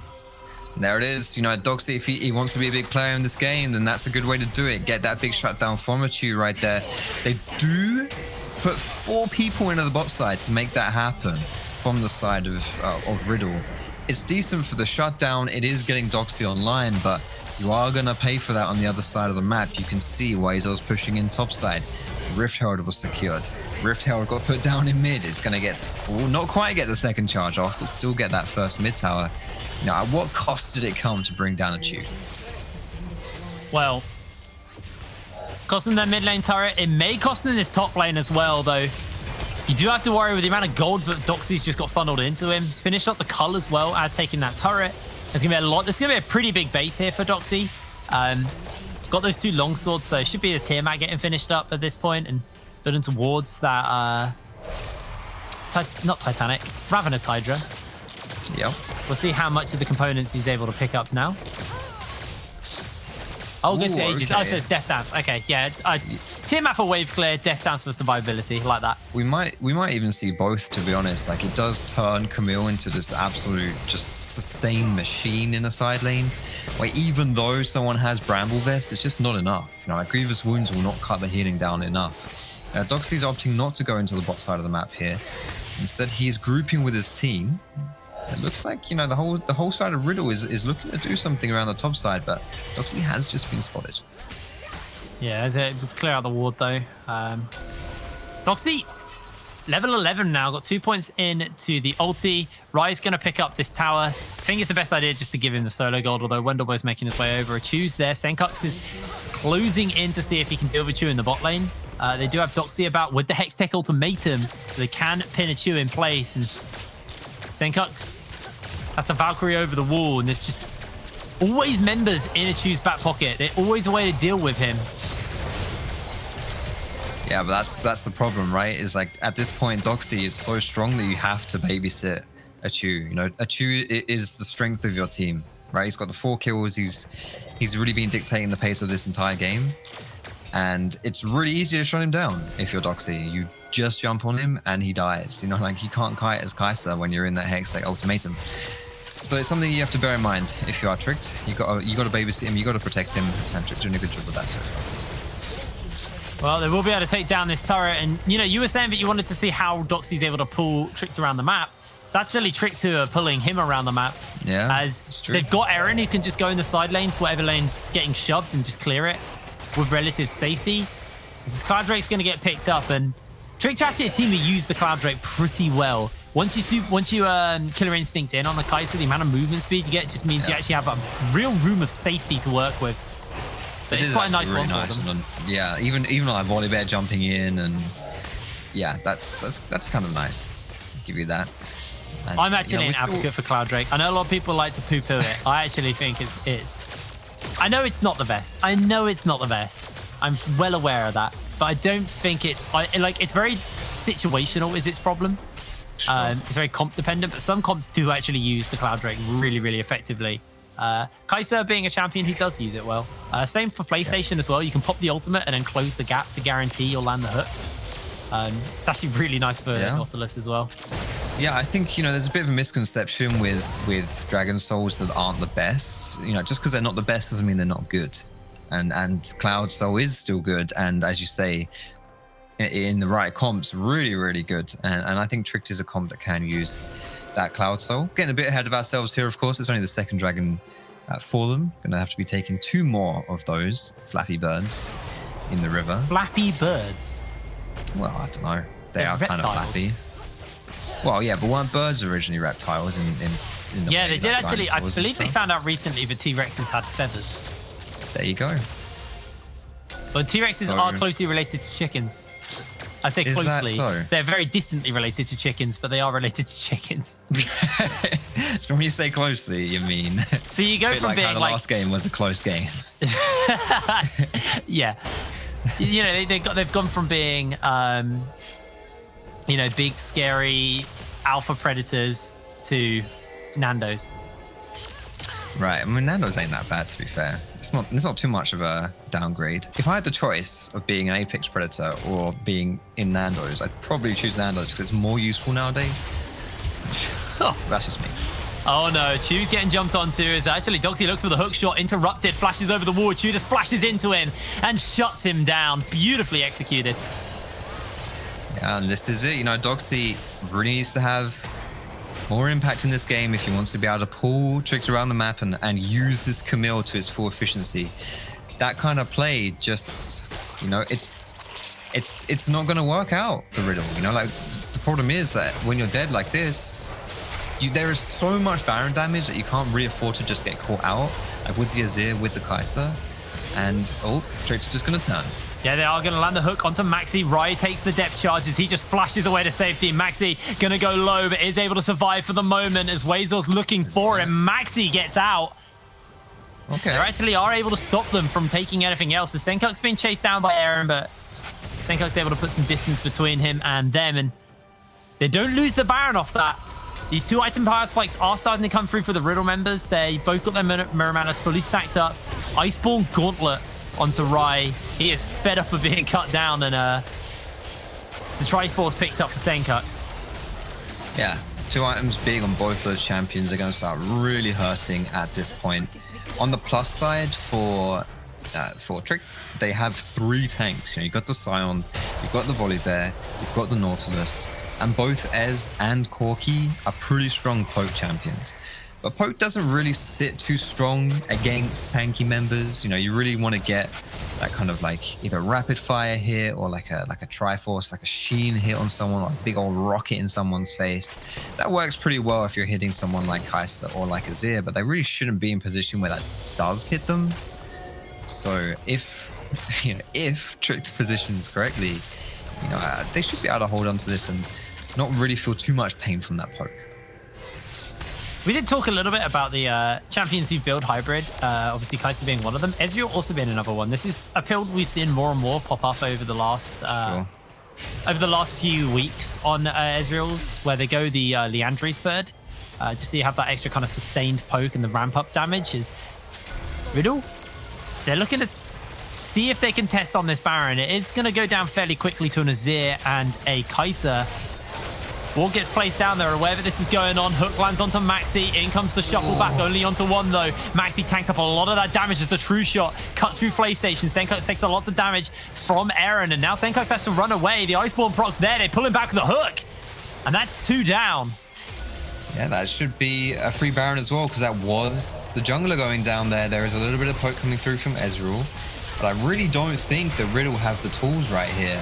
Doxy. But they're going to try. Oh, right. It takes just the shoot, gets him easy. Doxy is able to take out PlayStation and return, but he is going to get cut down. It's a double kill for a Chew. I feel like you just kind of got to cut your losses on that one right there. There was maybe a chance that you could have snuck away this dragon here, which has just spawned right now. Maybe you could have done that while Trix was going for this Baron. Maybe. But either way, that's really, really poor from Riddle right there. A team that looks so dominant in that first game. A team that we've pegged coming into this series as being not only the 3rd best team in the NLC, but potentially even the 2nd best team in the NLC, given how XL played today. And this is, you know, tricked. People may have been writing them off before they even started playing and before they even got onto the Rift, and especially after that first game. But this is a really, really good bounce game. Bounce back? That's the one. Bounce back there game. We go. Got there in the end. These guys. It's really interesting to see the way these games have kind of gone has been very much better ADC wins. Game 1 was Rai just popping off. Game 2 has just been a Chu popping off. It's really been decided by these AD carries. A Chu closing in on his 4th item. Got the 2 needlessly large rods, part of that death cap closing in. And it just feels like Riddle now, they don't really have an answer to Trick. Yeah, absolutely not. And it's so difficult right here because you kind of just got to hold on for a little bit longer.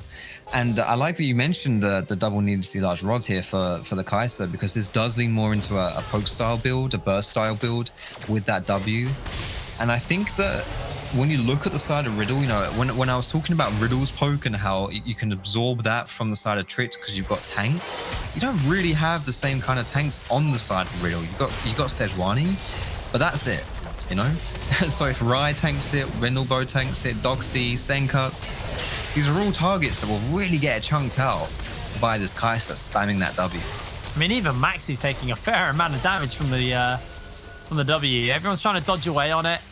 And Riddle now, they somehow got to sustain through this Baron and deal with the amount of poke.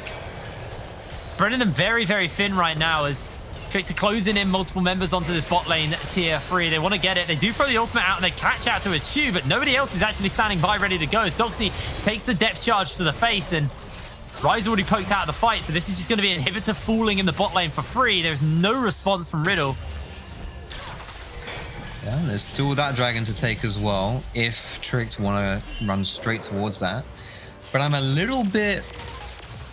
Okay, I'm not anymore. I was going to say I was a little bit suspect to this because there were kind of low health bars, especially on the front line of Trick. So if Riddle did want to try and contest this one, maybe there was something going on, but they're just going to let that one go, and that puts Trick within soul points here for those dragons. It's a pretty rough one going into this game for Riddle, considering how dominant they were in that first game. And this is one of the things that we speak to a lot about Scoundrel whenever Sion comes up. He is a Sion one trick. He talks to us a lot about Sion's a pretty good weak sider. He's got a lot of AoE wave clear. He deals with the waves like it's nothing. So he can just stand on a tower. And that just means Doxy hasn't really been able to do his job. Sure, Doxy's up in CS right now, but Doxy has taken 2 turrets for his team. That is it. So he's really not been enabled to do his job on the Camille, and this is being a real sore point because he was kind of the crux to the game here for Riddle, who's the crux for the comp. Yeah, and even in last game, when Doxy was playing the Ornn into a gangplank, it was the same situation, right? GP was ahead, GP was stronger, had 2 levels on Doxy, who was playing Ornn at one point in the lane phase, but it didn't matter, Ornn still almost solo killed Ornn almost solo killed GP like twice in that game. It's a similar situation you're seeing here. Like these champions, you really can just nullify those carry picks in that top lane, because it really just comes down to your team playing around the carries. And I don't think we've seen a lot of that this series so far. I don't think the solos have been particularly well set up. I don't think the strategies from the teams has been one that's really enabled these carries to just pop off and to get that advantage over the tanks. Oh, here comes the charge. Rai's getting the depth charge thrown onto him, trying to jump away for the moment. Maxi already low, throws out an ultimate as a fadeaway, catches onto PlayStation as the True Shot Barrage nips onto the back of PlayStation's ankles. Doxy trying to see if he can find his opening. Soft going to take a fair amount of poke, but the inhibitor will go down, and Riddle with 4 members trying to hold. Senkux just deals with the wave in the top side, and it looks like for now they're able to hold on to their base as they step away. That's 2 inhibitors down. I'm not quite sure when this Baron time is coming back up, but whenever you've got these inhibs down, it does make it a lot. Oh, it's on the top right. Sorry, you're right. 1 minute 20. So you've got that inhib coming down, and that means that this Baron play should be a lot easier now for Trick to take 2. Because it's like, you got to stay in your base to defend against super minions, but you can't stay in your base because you've got to defend the Baron. So playing a bit of foresight there, this could work out pretty favorably here for the side.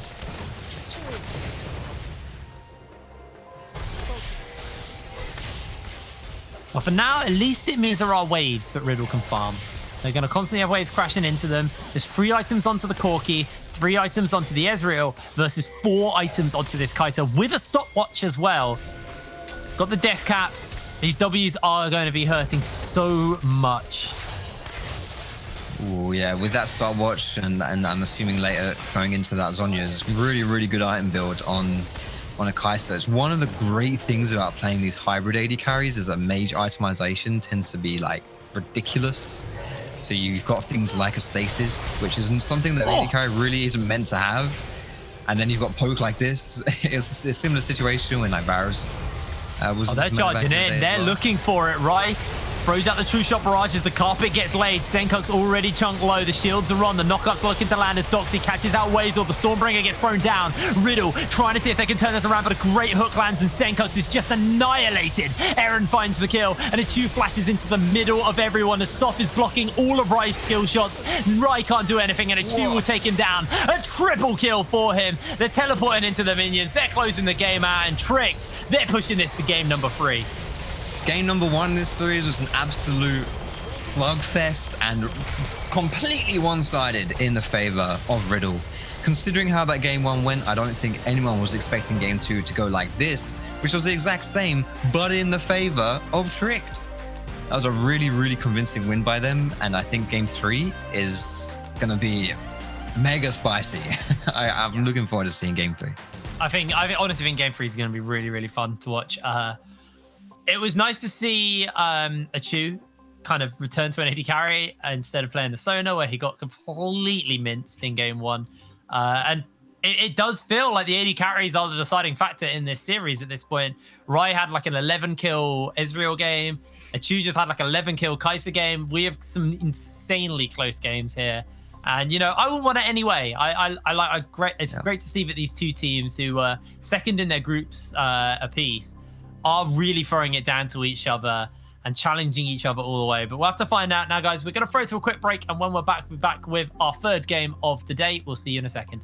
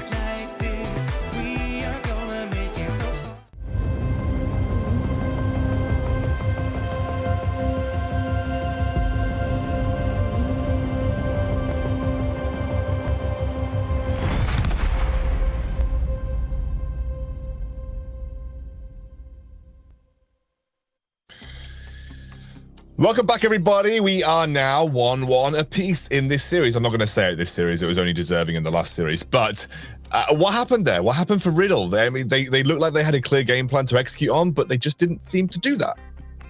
I felt that Riddle sort of stumbled, like every team has, with trying to use Sejuani the correct way. I think a lot of pressure is sort of taken away when they pick Sejuani. They don't know how to play against the more proactive junglers, I want to say. And then there was actually no pressure around the map. I think Tripped actually stepped on their feet and they were able to take the lead. They pushed behind Doxy, and it felt like, I feel like we criticized, Doxy and Senkax. I'm like, why do you put your 2 carries on tanks? And they played so much better on the tanks than they actually did on the 2 carries. I feel like collectively Riddle were a little bit lost into this game, and Trick got their picks, got their comfort, and just smashed it out the park.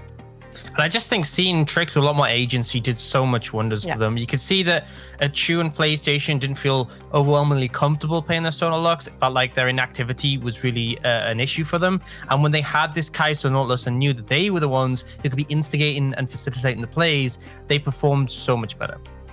I think that's absolutely the case, and we'll be able to see probably a little excerpt of that, especially a Chu, who had an absolutely insane performance on this Kai'Sa. Dan, what is the play of the game that we've selected for today?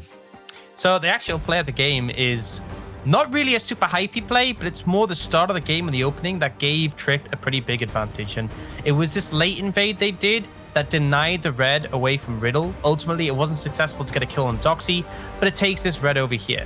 And then the follow-up from this play is the fact they went for the lane swap with Sion. So Sion picks up the Raptor camp here. He also then dies to the red buff and gets that. And this entire time, not really anything's been done by Doxy. Not really much has been done by Ryan Wendelboe. And the end result is Riddle actually swapped their bot lane and top laner. And we actually see Trick to get a pretty substantial lead off the back of this. So they end up in CS in the top lane matchup. They end up in CS and experience in the bot lane matchup. And it really puts a hindrance on the play. So it's a smart strategy, especially if the other team doesn't expect it, doesn't manage to match you on it. Because it not only put the jungler behind by losing, getting 3 buffed, it also put the top lane and bot lane behind. So it was the perfect storm for Trick to start that one off strong. And of course, it's not a Trick game until Trick overdo it and they give back an advantage that they've taken, because even though they completely choked Doxy away from CSing and gold and he was behind the Sion, it was one play up the top side where they just waited so long to dive that Riddle could see the play for 15 minutes now and they had time to react. Doxy comes back, he gets 2 kills, then he's ahead of experience from the Sion, he's ahead in gold, he's ahead in items, and then he can bully Sion on the side lane. Had they capitalized on that, we would have been talking about Trick being real trouble. But luckily for them, they didn't. Yeah, they didn't really use Doxy, I think, very well in any of the situations that they found themselves in. I remember a fight around Baron, in the Baron area, where Doxy flank probably would have changed the game if it was there 5 to 10 seconds earlier, but he just wasn't brought into the fight quickly enough, and I think that had a huge impact, in especially when all of that gold did go onto Doxy. The Kai'Sa shutdown went onto Doxy as well. They just weren't able to use it properly. We have got one more game left in this series, guys. One more game left of the day as an entirety. The loser goes home. The winner will face XL tomorrow in the loser bracket final, ready to then face Fnatic up in that grand final. So we're going to go to a quick break. We're going to have our final draft on the way.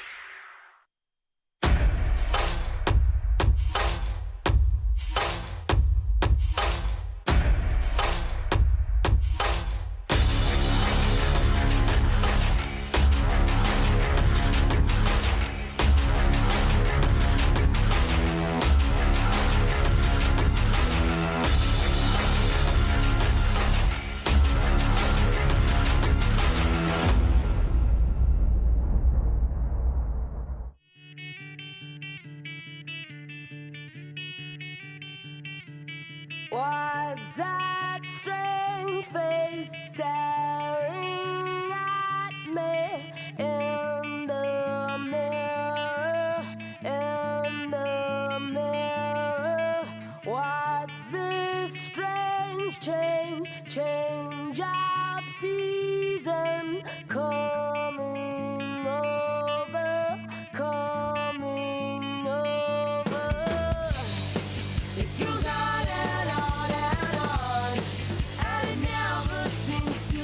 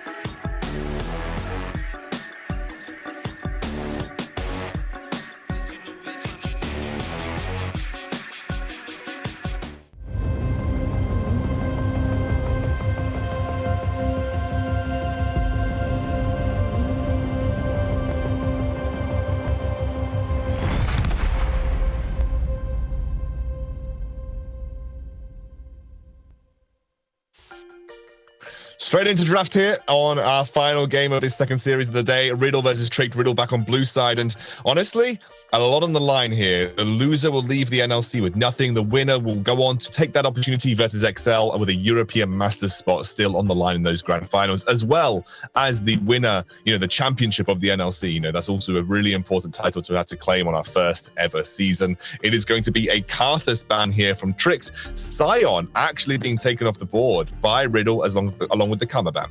I think it just causes a lot of chaos with the swap now that they know Wazer can do it and he can perform it, and it puts Doxy behind. And it's not that every time Trick is gonna throw and give Doxy back what he was missing. So we talked about the solo laners being the stars of the show, so you definitely don't want to have this in there. Now with Riddle banning Set, they put Trick in a very tricky situation. They might as well have to ban Volibear here and then leave all ADC options on the table. Yeah, and I mean, we've seen so many AD carry bans with regards to Caitlyn in particular. We've seen, obviously, Karthus tonight from the bot lane, things like Ashe, Ezreal.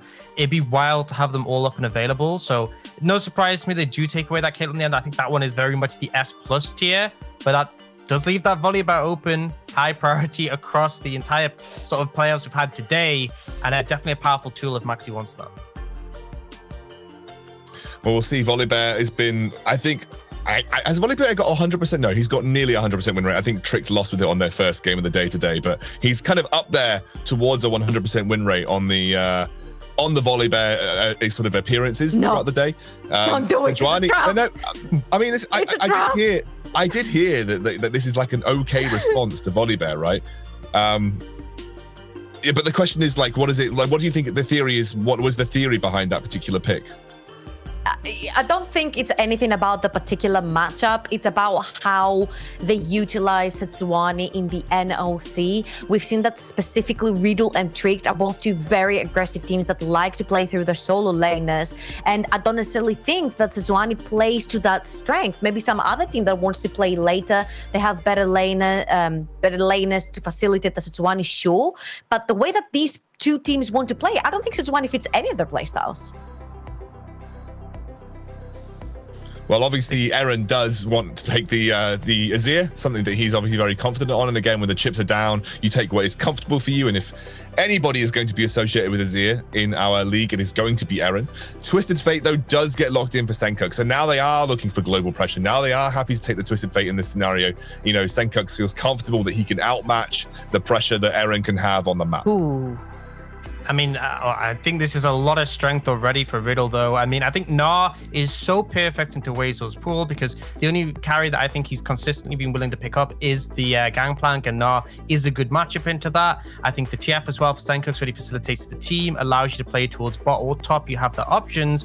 Ultimately, I feel like although the likes of Sejuani and Azir, great scaling picks, Riddle are going to have the agency in the early game. Now, Trundle coming in, so... not quite sure what's going on here with Tricked. All right, so these were the tools that Riddle were able to beat Fnatic Ryzen with, the Senkux on the Twisted Fate and the Gnar for Doxy in the top side. But I'm pretty sure that this Trundle might be going down the bot lane, so I'm thinking of something like a Senna to go with it down there. I mean, obviously, Riddle have left their bot lane completely open. They've locked in the solo laners, which are pretty safe and something that they're really comfortable with champion-wise.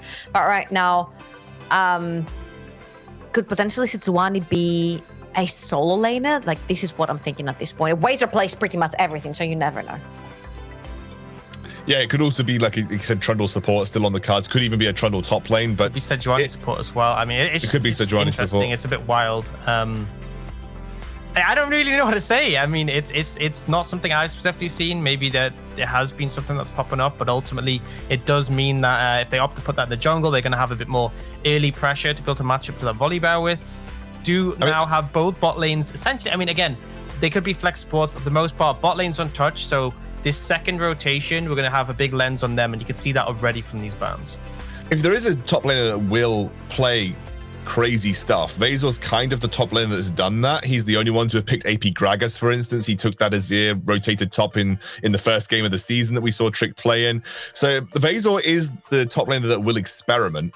It doesn't always go well, but he will experiment. So if I was to, I wouldn't be surprised. Although with the Kalista, I wouldn't be overly surprised to see a Sejuani support. Kalista Sejuani support, it does make a little bit of sense in that regard.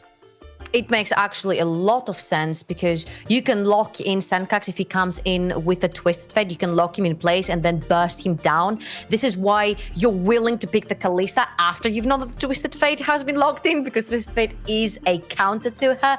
You play too aggressive, you instantly get punished after level 6. But when you have a Setsuwani in lane, you lock him down, your jungler is around, and then you instantly punish.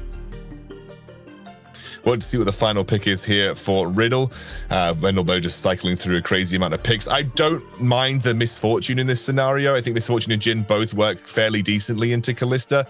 And I think I like Misfortune. You know, Kalista's going to try and stack up. Misfortune's one of those AD carries that will just turn and bop you, like hit you for a lot of damage and just try and burst you out. We've seen it quite a few times throughout the NLC where she'll just walk up to the enemy AD carry, just pop her combo, has the ult damage to get across the team fight as well. So I quite like the Misfortune in this scenario. And it looks like we are waiting for the final pick here from Tricked. It's either going to be, I mean, it's going to be the Leona. So that will indeed be either Trundle or Sejuani in the top lane here for Tricked. I think I'd probably prefer the Trundle in the top lane.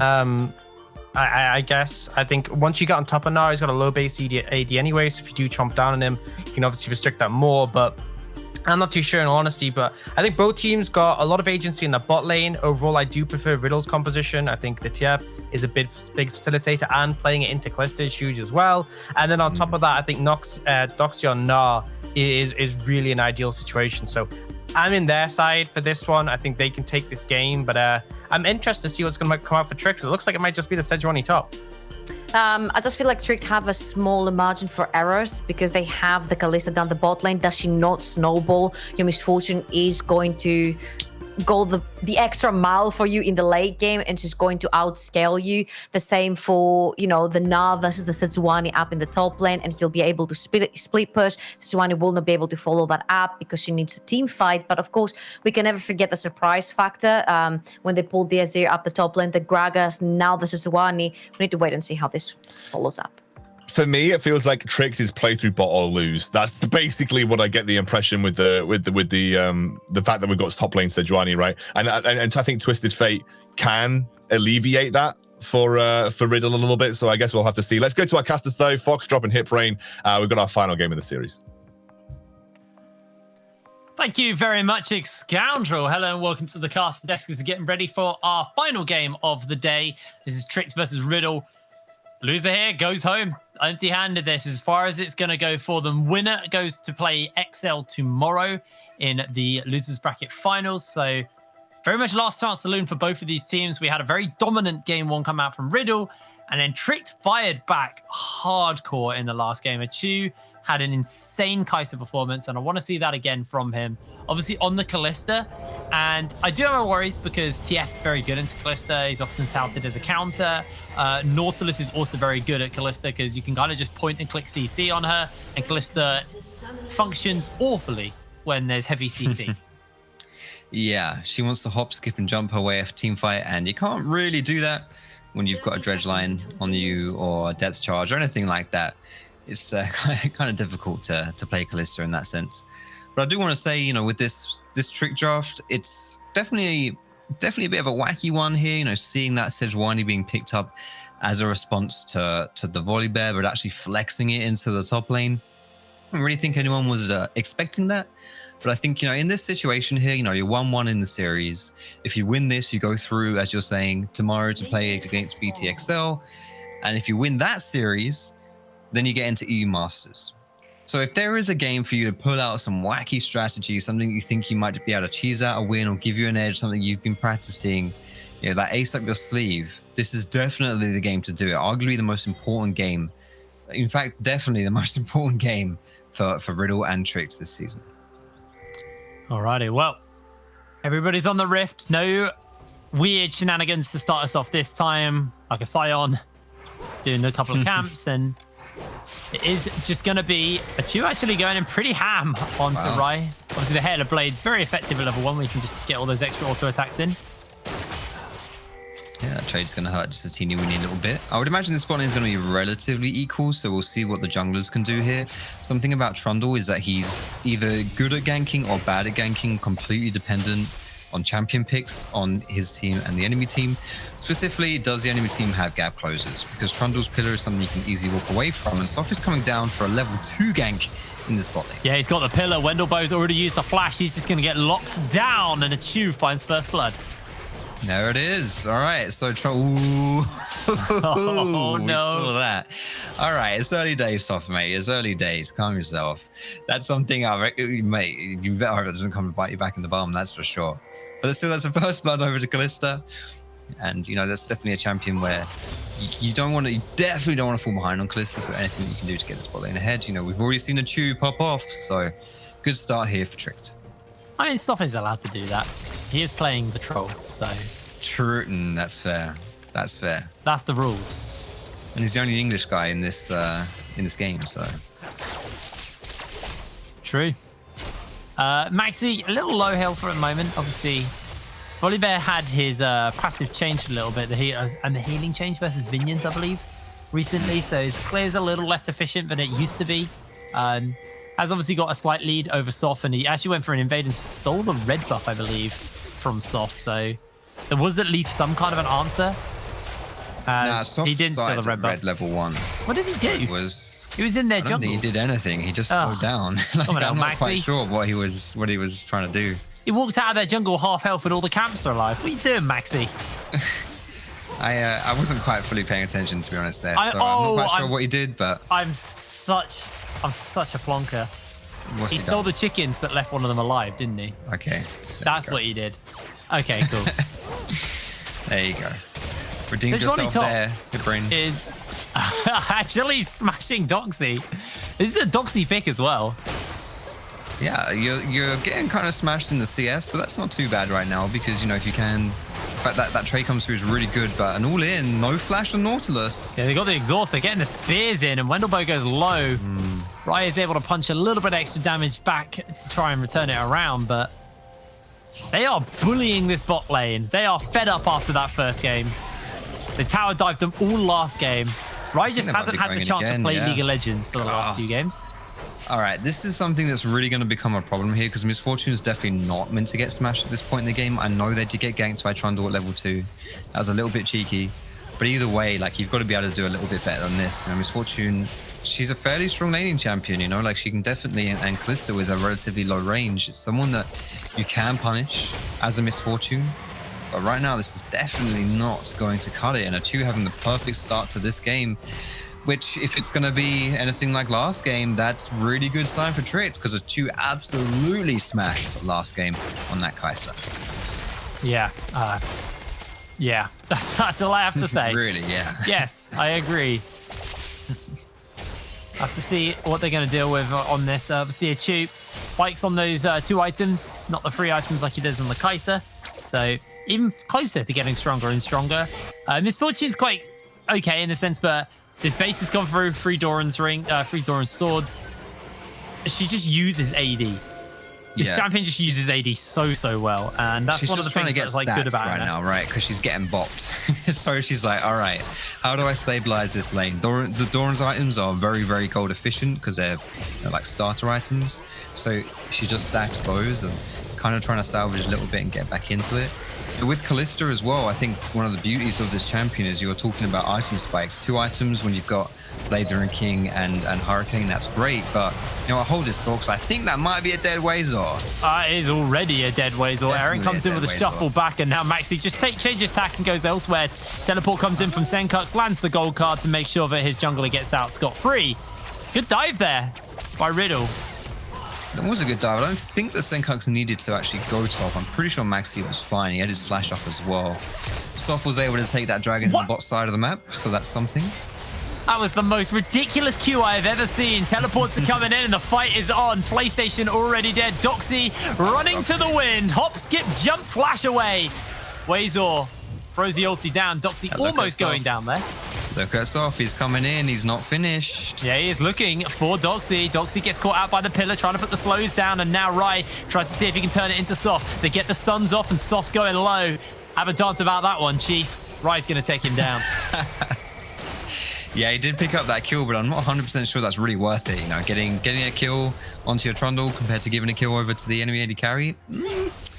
I think I'd rather have the kill onto the AD carry, and that does help her with this Misfortune matchup. She's able to do a little bit more now. And the point that I was going to say before is that Kalista as a champion, yes, she has that strong 2 item once you get the Hurricane, but even at 1 item, any champion that buys Blade the Ruined King, that's the 1 item power spike right there. And that's something that, if Kalista's able to get ahead and she can get that 1 item ASAP, it suddenly becomes like such a hard lane to play when you're going up against that Blade the Ruined King. Absolutely crazy as a first item.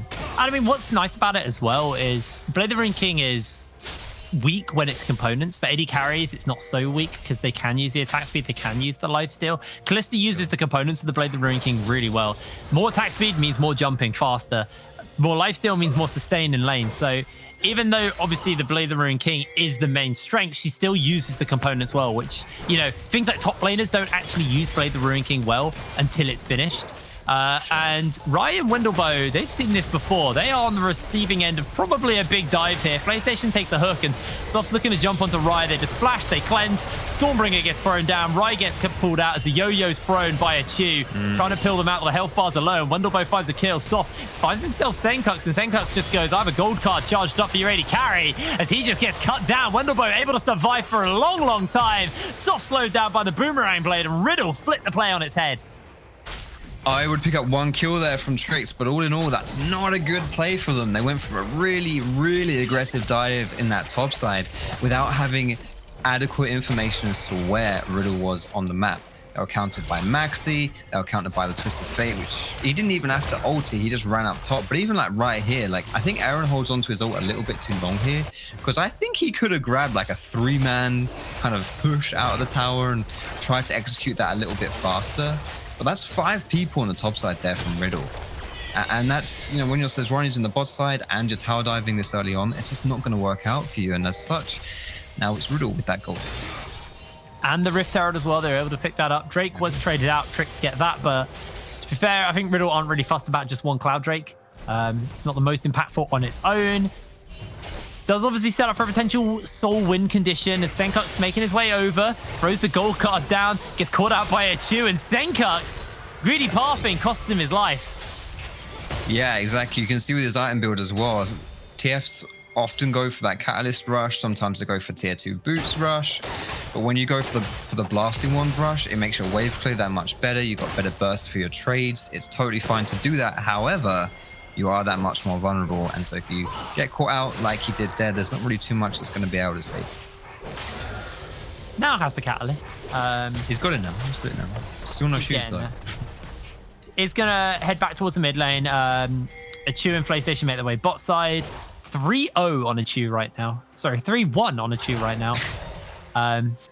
Pretty scary. Wendelboy does have himself the ulti. He's just going to throw it down onto a Chew. Destiny's been used as well. Solar Flare doesn't really matter. As Senkux cashes in on the shutdown, the pillar will slow them down momentarily, but Wendelboy looking for that hook. Eren sends the Sand Soldiers forward. And they do just about miss out on the hook there. Riddle find themselves the kill. You're seeing why the Twisted Fate pick has had such high priority in the playoffs, not just by Riddle, but by all teams, because it's so good at collapsing into these side lanes. And if you are playing around like the bot side, for example, it's really, really easy for you to get in there, make those plays, get that easy kill, and get back out. I do think this game Riddle has done a pretty good job of attacking a Chew, just despite a Chew getting some good plays, and not letting this one go down quite. Right, completely summoner spellless. Does get knocked back onto a Chew for a moment as he is just running back. Maxi tries to put some damages, and the bullet time actually turns the play around. They get the hook, they get the Stormbringer, and it's a 2-for-1 so far. Eren looking to try and mop up, but Senkux with a gold card will scare him away and mop up a third one. Riddle go 3-for-1. Trix thought they had that. They thought they had the collapse. They could bait Riddle under that tower, but Twisted Fate, yeah, he's used his ultimate, but he's still got a teleport. He can still get into that bot side. I thought, Rye was maybe a little bit worse for wear there. Caught up a paddle and something, whatever that phrase is. But It took me so long to realize what you were saying. I haven't seen the film either, so I'm really screwed on that one, actually. But he was fine.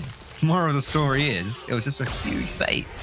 Speaking of huge baits, that's a massive slam back, and Doxy Nas Wazor for the kill. Riddle now are potentially on the verge of losing this dragon. They are sending people over. Bullet time not available to Rai, but he does have that cleanse. Senkut's got the gold card, charged up, finds himself a Chew, just goes for a light trade. They throw them back. The storm comes down. And Rai zoning away, looking for the Q onto PlayStation as he is taken down.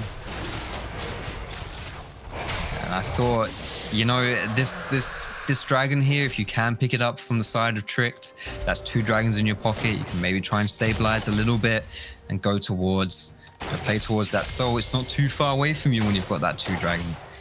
But now that you aren't even able to pick that one up, I feel like, you know, you're kind of falling behind in this game quite significantly.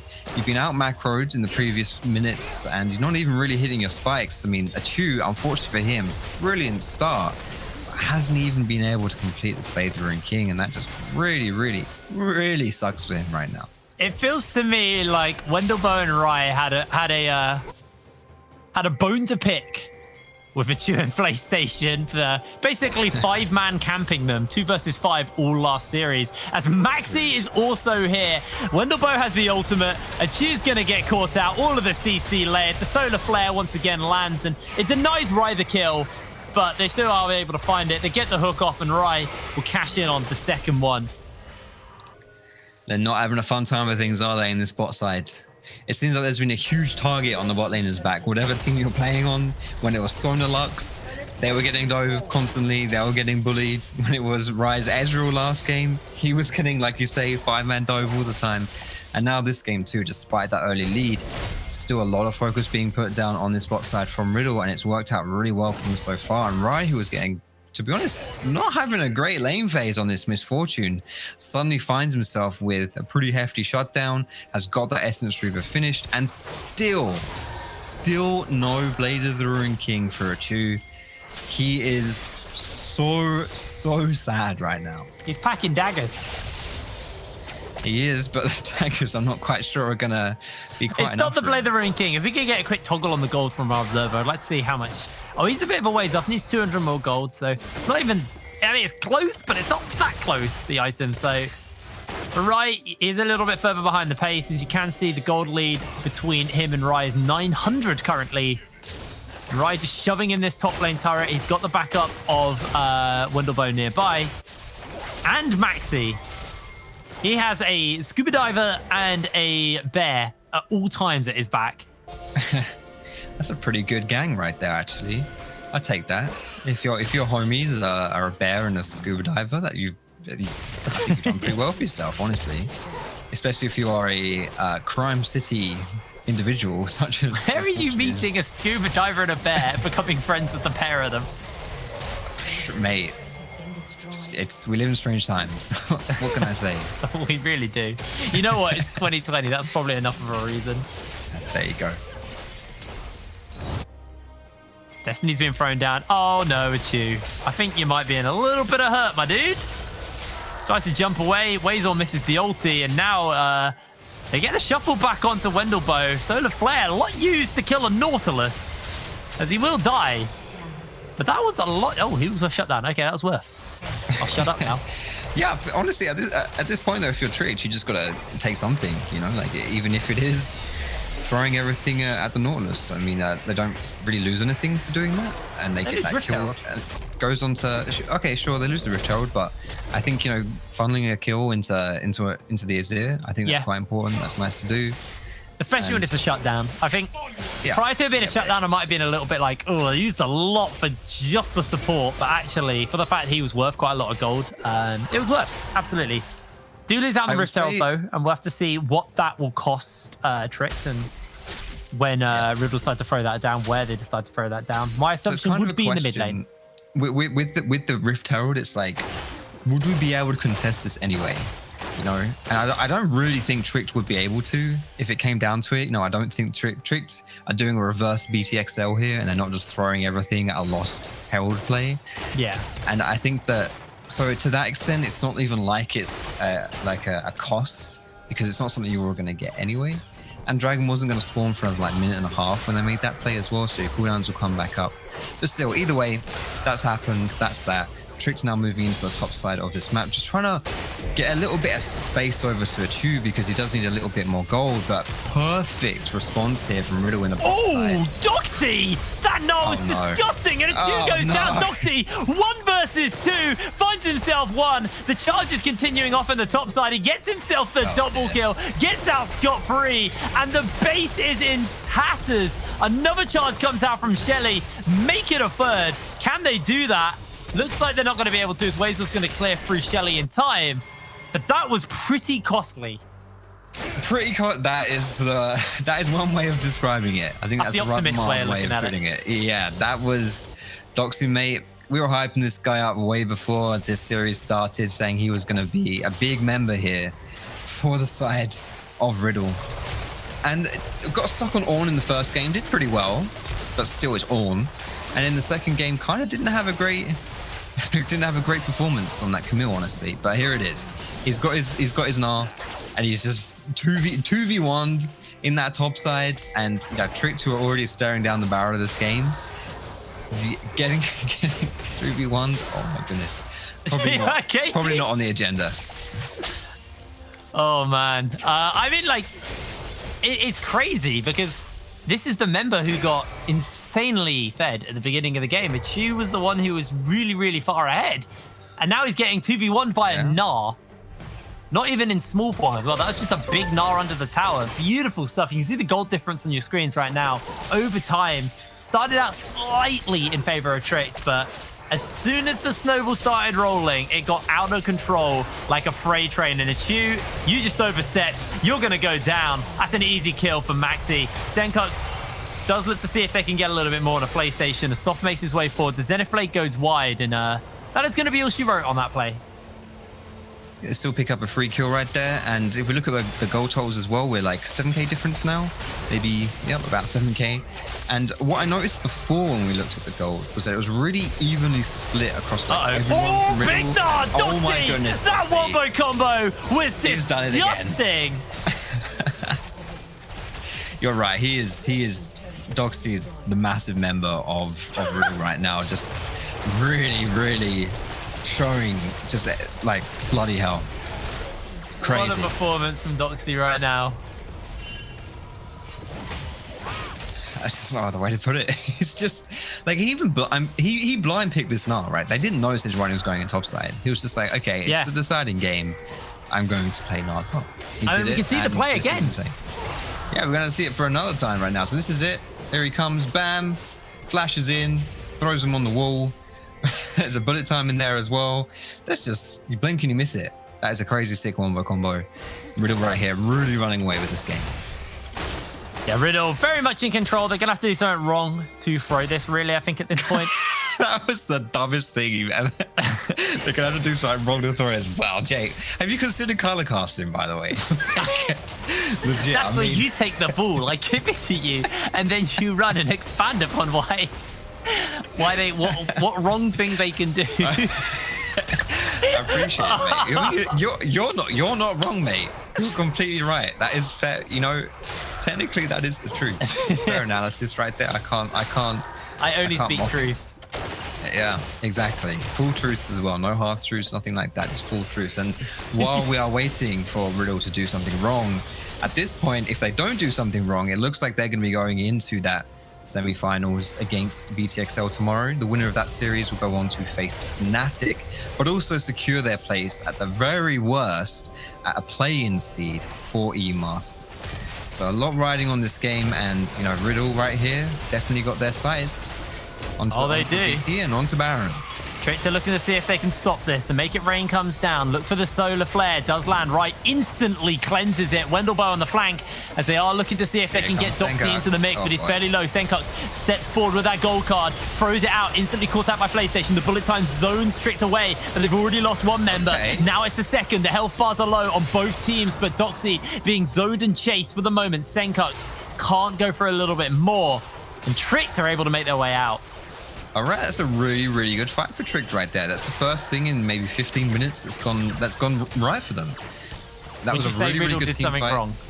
I would say that Riddle probably did do something wrong right there, actually. You called it, mate. You said it. And there it is. That's actually pretty shocking. Like, they're more than 10 kills down. Pretty significant goal disadvantage as well. But I think, honestly, like, in that team fight, Achu, yeah, he got Nautilus ulted, and Stencox gold carded him as well. But he just didn't go down. You know, and like, you've got the tools to catch Achu and to really isolate him and pick on him and bully him, and they've done a lot of that in this game. But in that team fight, didn't quite do it, didn't quite have the follow-up, and that was the difference right there, him staying alive and putting out that deep. Good stuff there. They did try to throw everything and the kitchen sink at Achu, but Stinko's actually gold-carded Wazor instead of Achu. So by the time the ulti wore off, actually, he was able to the free auto attack. So that was the big difference maker. Achu now has the gold card as well, so it has a little bit more kind of freedom to play safe. Sorry, did I say gold card or QSF? You did. You literally, yeah. You have the gold card. I think you were going to say the gold card counter. I think I may have interrupted you as you were going to let's say that's where I was going with that one. Yeah, sorry about that. Well, he does have the gold card counter in his inventory now. Yes, exactly. You can now deal with that. At least, you know, you can deal with somewhat of the CC, but Riddle are putting out. Dragon's going to get started up. This will be the third one for Riddle. Luckily for Trick, they were able to take that first dragon and deny this from being Mountain Soul right now. But this does mean that we are potentially looking at a triple Mountain Soul for Riddle, which is going to be a lot of additional stats and will make them pretty tanky and hard to cut through. Yeah, but you do have a Trundle on the other side as well, right? And Trundle does still tank stats. I think Trundle, known as that tank shredder. So that is a decent answer, I would say, to having that Nautilus and that Volibear stacking mountain drags and getting really, really beefy. But obviously, Mountain Soul is still crazy. Like, having that shield, it's going to give you a big benefit in those team fights. And Calista isn't really the best tank killer. She's okay at it. She puts a lot of spears in the tanks, but doesn't quite shred through them like some of the other kind of auto attack crit armor pen based AD carries might do. Yeah. They actually do find out Wendelbow here. Gets his course Mountain Solar Flare, throws the ulti, but Aaron able to pick him up. I think his flash just came up, by the way, like literally just came up. So that's kind of unfortunate for him right there, getting caught out. Little by little though, Tricks are delaying this game, which is the important thing. Like, not only are they getting a kill here and there, but they're putting the pressure down. And Doxy, has he got his hop? He just gonna bring in a teleport, but PlayStation ICU's Achu able to pick up the kill. Okay, Riddle, what's going on? There's been watching this, it's the pure symptom of communication breakdown. It just feels like they don't really know what they want to do on the map or where they want to go. And then they're kind of just walking into Tricks, and Tricks are just punishing them really, really well. For Doxy being out of position, Underworld being out of position, Stenkux was split pushing bot, but then TP top. It's like, what is the decision? What are you going for here? And right now, Maxi's alive here. He can go for this Baron still. He's looking for it. Yeah, they are looking for it indeed. He's going to jump in. The bullet time's instantly interrupted. Dragon secured, and they shuffle Maxi out of the pick. The health bars are a little bit low, and Stenkux is looking to try to come in. PlayStation solar flares onto Rai as he gets taken down, and the rest of the Tricks are running to the wind. They need to get out, but they are all interrupted, and Doxy's making his way forward. The bullet time, everything is being thrown down. This could be Riddle losing their Baron. They're slowly but surely stopping everyone. Somehow, the Azir is not going to make his way out, and Riddle just take everybody off the face of the rift. Self is running for his life. It's only Wazor and him who managed to hold onto their Barons, and they are actually going to get away with it. Now might not be a good time to break into dance off, by the way. You might want to keep running right here. Keep hold of that Baron. They do get that Baron, and that's great, but the price to pay was pretty huge, honestly. They lose 3 members there, and then they're going to get pushed in on the top side. Also going down for this inhibitor too. And, for Riddle, at this point, I don't think losing this Baron is a huge deal. But it is really, really nice for Riddle for Trick to stall this game out. And here they go. They're going to collapse the Riddle. They got that teleport flank. They're bringing everybody in. Doxy, bit tired at the moment. Doesn't have that Gnar quite available. The Gnar bar's not there. And Wendelbow looks to hook the way to safety. But He is just going to be the sacrificial lamb for the team. The pillar actually kind of slows Trick down a little bit. So they're not going to be able to find anything else as Senkux just shoves in the mid lane. And they trade their support for a inhibitor in the top lane, open inhibitor in the bot lane as well. If we had Baron back power plays, it would kind of be very negative for Trick. Yeah, that's often what happens when you take Baron and then kind of get semi-wiped in front of the Baron pit. Yeah, I think the kind of the communication here, if you take a look at the, we're going to see the Baron fight again right now. So you're already like down a man right here, and that's a really, really good Glacial Prison onto Misfortune to instantly interrupt that ulti, because bullet time in an enclosed space like the Baron pit, holy moly, that is absolutely, that's disgusting, incredibly destructive. And as Riddle are able to chase down Tricked here, they're going to get some of those Baron buffs off. But crucially, Soft and Wazor do survive, and that's why they've still got this Baron. As Tricked looking to do a little bit of damage here in this mid lane. I like this actually. They set up a slow push bot lane. I believe they set up a slow push bot lane. We'll see. So they have got the waves working for them in the top side, in the bot side, and they are going to lose 2 towers mid lane. 28 seconds until the Mountain Soul comes up, and we'll have to see whether or not there's going to be some contest from Riddle, because for the moment, it actually just looks like Senkux wants to close the game. He's got 2 super minions with him. He's got his Lich Bane. And Trick, someone needs to go deal with this. It is going to be Wazor, who's been sent to go clear out the wave, but Senkux actually might be able to deal with him. The Hex Crash over the wall, and the Destiny is going to get used. Senkux looks to see if he can make his way out and join the rest of his team. Wendelbow on that flank. Destiny joins, and here comes Senkux. Soft, going to get caught out by the gold card. Uses the subjugate to keep himself alive as the bullet time is mincing through those health bursts. Good solar flare and the shuffle back to send them out, but Riddle are just walking away with this one. Achu, the only one standing in this team fight right now, and Senkux with the Ghost will run him down. One last gold card will seal Achu's fate, as he will fall. It looks like as well, Riddle decided not to go for that soul. They're just going to run it down mid and try and end the game and close the series out right here. Yeah, well, if Wazor falls, there is no one to defend, as he is going to get taken down. The ace is there, and the base will follow. Inhibitor in the mid lane is going to go down. The Super's pushing in on the top side. They've got the minions to work with. Riddle, they're going to get Wendelbow to tank the minions, tank the towers to make sure that the minions don't go down. Tower number 1, tower number 2, full. And Riddle may just have done it. Tricked are going to have to pull a bloody miracle out here, but they can't. 29 minutes on the clock. And Riddle are through to tomorrow's loser bracket finals. They'll be facing off against BTXL, and I have to say, if I am BTXL watching that, I'm feeling kind of good. Honestly, that was quite a shaky best of 3 right there, and I don't think Riddle looked particularly impressive. Even in that last game that they won, I think, you know, there were definite weaknesses from that game, and I think there were moments when Tricked maybe even could have, you know, brought that back. Yeah, absolutely. Yeah. It was weird because Riddle had control. Tricked had control, and then Riddle got loads of control, and then there was a series of, obviously, like you said, communication breakdown within Riddle. Yeah. And they lost the Baron. There was a lot of just silly little mistakes that went down, and luckily for Riddle, they kind of just got so far ahead that it wasn't the end of the world. Senkux also setting up the waves constantly and always being a side lane nuisance on the Twisted Fate, and eventually they were able to pull the win out there. But man, the game 1 made me think that we were going to have a very clean 2-0 from Riddle, but that wasn't a clean series from Riddle, and they're going up versus BTXL tomorrow, and that's going to be a pretty hard game for them. On the plus side, I feel like they made, this is going to sound actually really shady, but they made enough mistakes that you've got a lot of content to mod review, you know? Like, you can identify mistakes from that series and hopefully try and fix them going up against BTXL tomorrow. All right, guys. Well, we're going to cut to a quick break, and when we're back, we'll have our analyst test to break that game down and have an interview, so we will see you in a second.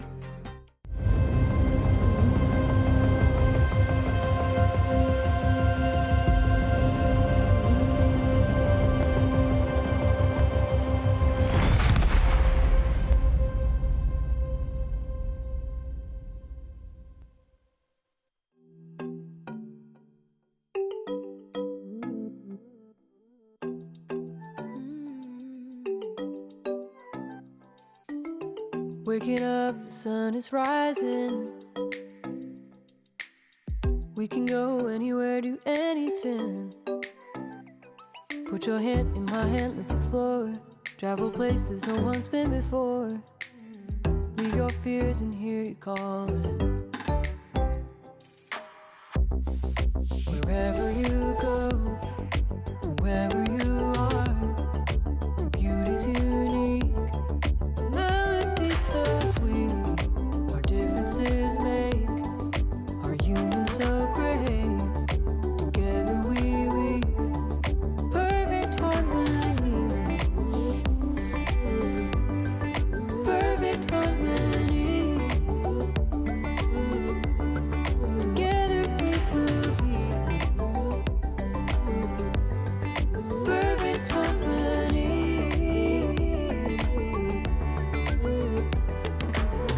Let's get lost in a forest of green. Lose ourselves in the blue of the sea. Paint the world any color we choose, or a rainbow with all of the hues.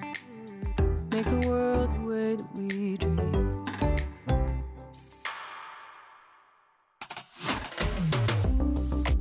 Wherever you go, wherever you are, your beauty's unique. The melody's so sweet. Our differences make our union so great. Together we weave perfect harmony. Perfect harmony. Together we will be perfect harmony.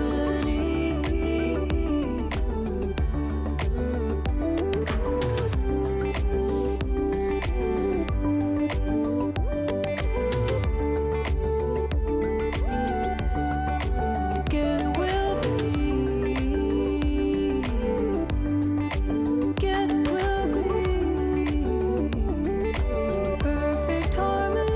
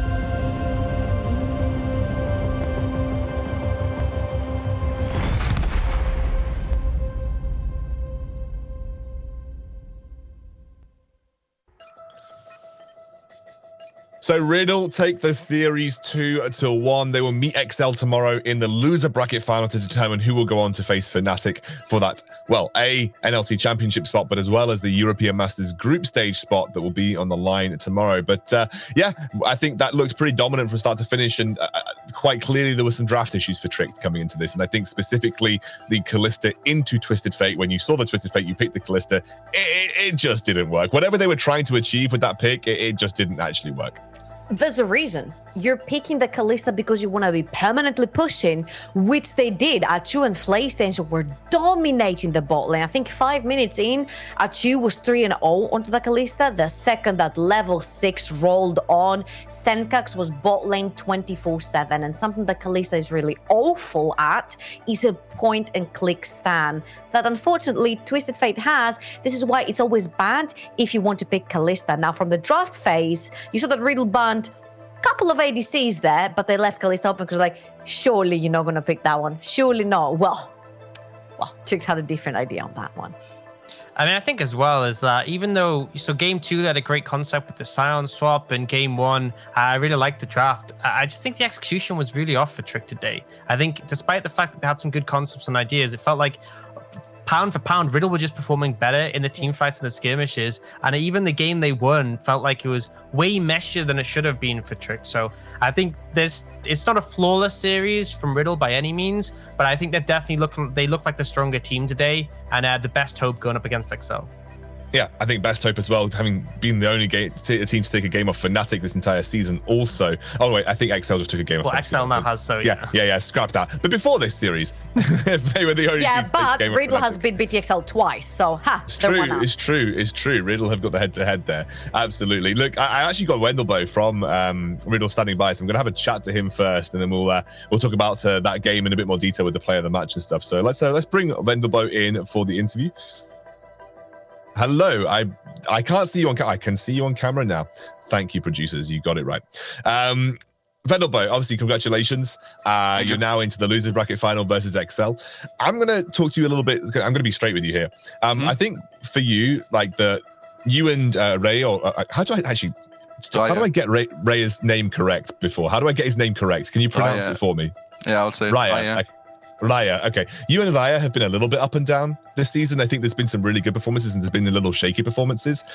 What is it that you guys did to come into the playoffs and look so comfortable? Because you look like a completely transformed bot lane coming into the playoffs, I think, from some of the regular season performances. I mean, I would not say all our regular season performance have been like that bad. I would say the Fnatic series definitely shows that we didn't perform at all at our level. Other than that, I think we played okay. Obviously, a lot of people are saying we're the weak side of the team. Sometimes I agree, sometimes not. But I think we showed today that the bot lane means something, and I showed Flay that I'm the better Danish support here, and there's no one is coming for me. So. The better Danish support. I love the trash talk. And I think, do you know what? You guys definitely looked excellent today. I think really some of the best performances you've had this split. So I completely agree with you on that. Now you're going up against XL. How confident are you as a team going into that series that you can take the victory?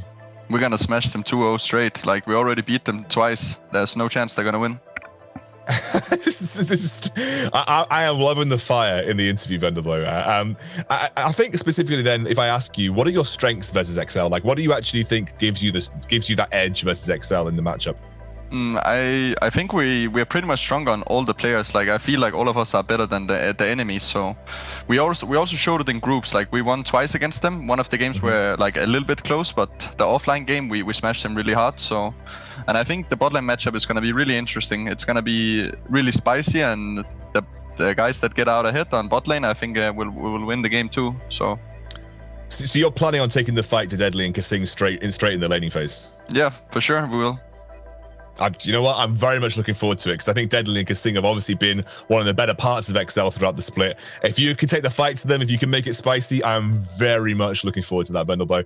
Look, massive congratulations, of course. You are now one series away from potentially making the European Masters as well, and then you'll go back to potentially get your revenge against Fnatic as well in that best of 5 if you can get the victory. So we will see you tomorrow in that best of 3, and all the best luck. Thank you very much.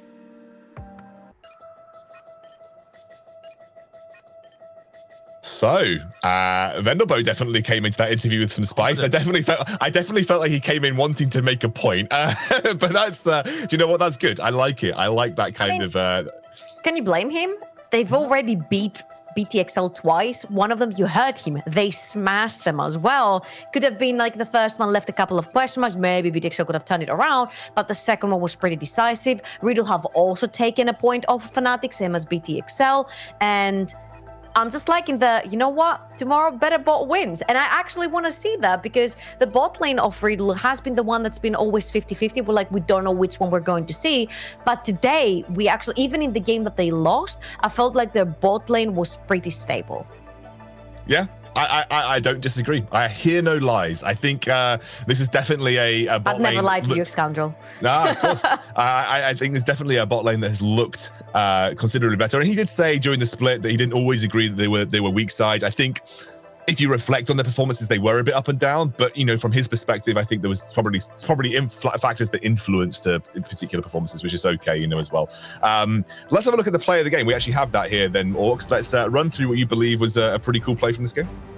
Yeah, so I think this one was really just highlighting the difference in execution between these two teams. A dive is being set up by Tricked, and it just goes horrifically wrong, and then Riddle answer. You can see a lot put down onto Rye, but he's able to get away.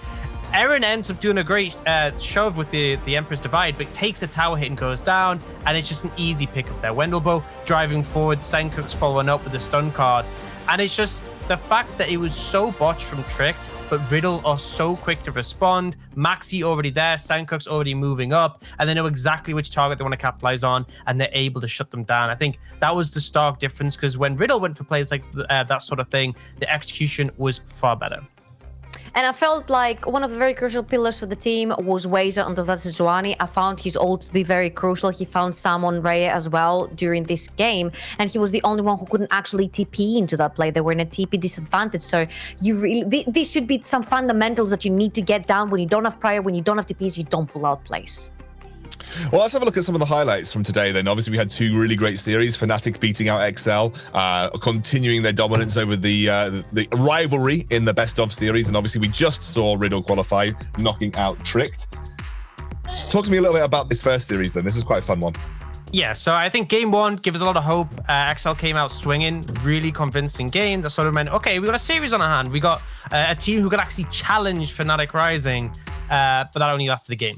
Ultimately, XL game 2 and 3 started to struggle, and particularly Sendo and Taxa were big issues that, yes, we'd sort of talked about on the desk, could potentially be so, but it's still kind of hard to see that in action, them just struggling so much. Yeah, and just to touch a little bit on that one as well, I felt like even though the second series was much more fun to watch against the viewers as well, because there were many more kills, many more fights, many more skirmishes, I feel that even when Riddle were able to pull out 2 and 1, it looked much less decisive than the Fnatic victories. Fnatic went into games 2 and 3, and they literally dismantled BTXL, whilst Riddle were just scraping by. Even in that last game, I felt like it was a mistake from Trick that sort of ended the game, because you saw them slowly but surely creeping back in with Yazir. Yeah, I think realistically, what we saw from Trick today was kind of quintessential of their split as a whole. There are moments where they've looked brilliant. There are moments where everything clicked together, where they looked like they were really. It's part of the show now. Don't worry. I know my house is in like a zoo. With the moments where they look fantastic. Unfortunately. Yeah, no, exactly. The moments where they looked completely together, but obviously moments where they just looked a mess, and that has been Tricked as a whole throughout this entire split. I mean, it's great that they hit the 4th place in the NLC, but you don't really get much for that. And I think they'll be reflecting on this and thinking, you know, where can they go from here to improve for next season? I just want to say something so we don't sound like the bad guys. I think when we mentioned the bot lane from Riddle as well not being the strong side, it's not because these guys in a good day are not strong. They're absolutely dominant when they're on their day, don't get me wrong. It's just how much more consistent is the top side of the map versus the bot side of the map. And this is where, on a scale, I feel where Dox and Senkax kind of wins over Ray and Wendelboe. When they're all on a good day, I feel like they could win it all. I mean, I'm gonna be the bad guy. I think honestly, that series against Fnatic, even the game they won, I think Wendelboe in particular and Rye looked shocking. I think they looked really bad. But that's why today was such a breath of fresh air, because as much as they had a really rough series then against the current favorites for the league, they managed to bounce back and put on a really dominant performance and show the team still trusts them to carry. The team still can rely on them and put the effort in, which I think is important, because you can see a lot of teams just going, okay, you guys messed up our series. You going to be weak side for the rest of the tournament. You're picking, you know, center Tom and nothing else, but they trusted them and they rewarded it. And I think that's the big thing, is that it's okay to say, you know, they had a bad series, but the key thing is that they improved from it. And they showed that, yes, then that's not their defining thing. That's not the end of their playoffs run. They can do more. Well, let's have a look back at the play of the day. Then, Nox, you selected one of our plays from across the 6 games that you really thought was a standout. Let's have a look at it.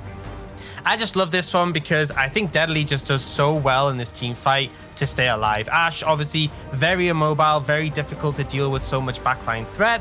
And Deadly does a great job initially getting to the pit to avoid a lot of this CC coming out, puts him in a precarious position, but this flash over the wall stops Magifelix from being able to follow up from the team.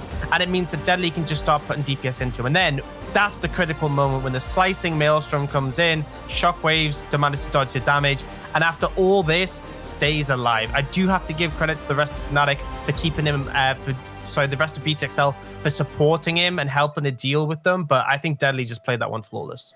And you know what the beauty of that fight is? Is there any chance, I'm asking the production live, if we can get a replay on that, just so I can show you the magic of this specific clip, because I'm so happy Dan chose this specific one. I'm just gonna wait on a word from production if we can have the replay on that, because it's actually pretty cool. If we can get it replayed again, I'll have to double check on Max if he can make that happen for us. I'm hearing the same one. Yes, that's it, yeah. Max, the same one. Let's replay the same thing over it. There we go. Perfect. So we highlighted Deadly. Now I want you to keep your eyes peeled onto Hatrix. He's coming from the mid lane and he has the package. They're trying to fight for Dragon. So who's the key member to take down? It's the guy who's holding the smite. Keep your eyes on Hatrix. Jumps through the wall, assassinates Dan. Smite down. He stays on that side of the map. He takes Xmati out of the fight. ADC down, jungler down, and look at his positioning.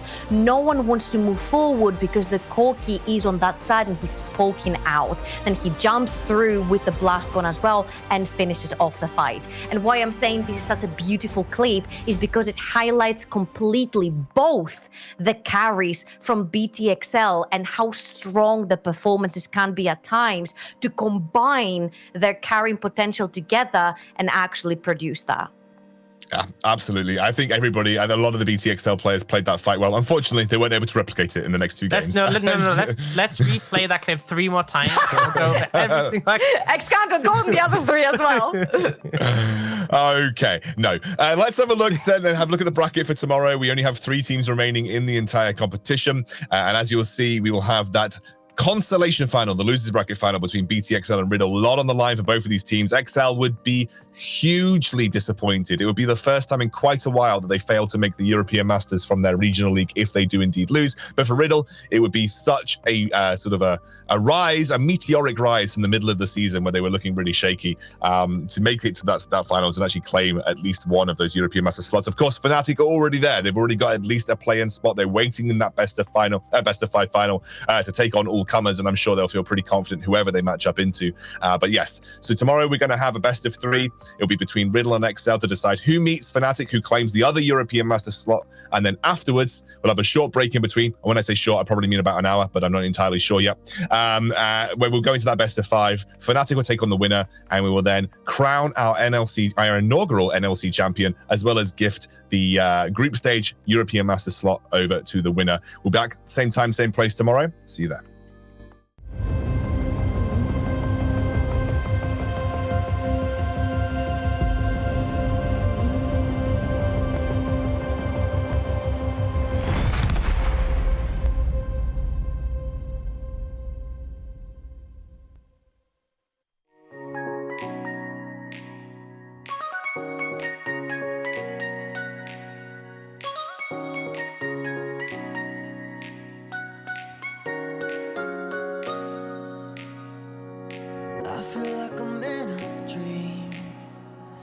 Nothing is as it seems. I feel like I'm in a dream, but that's where I wanna be. Do you feel there's something you want to add or something you want to say before we wrap it up?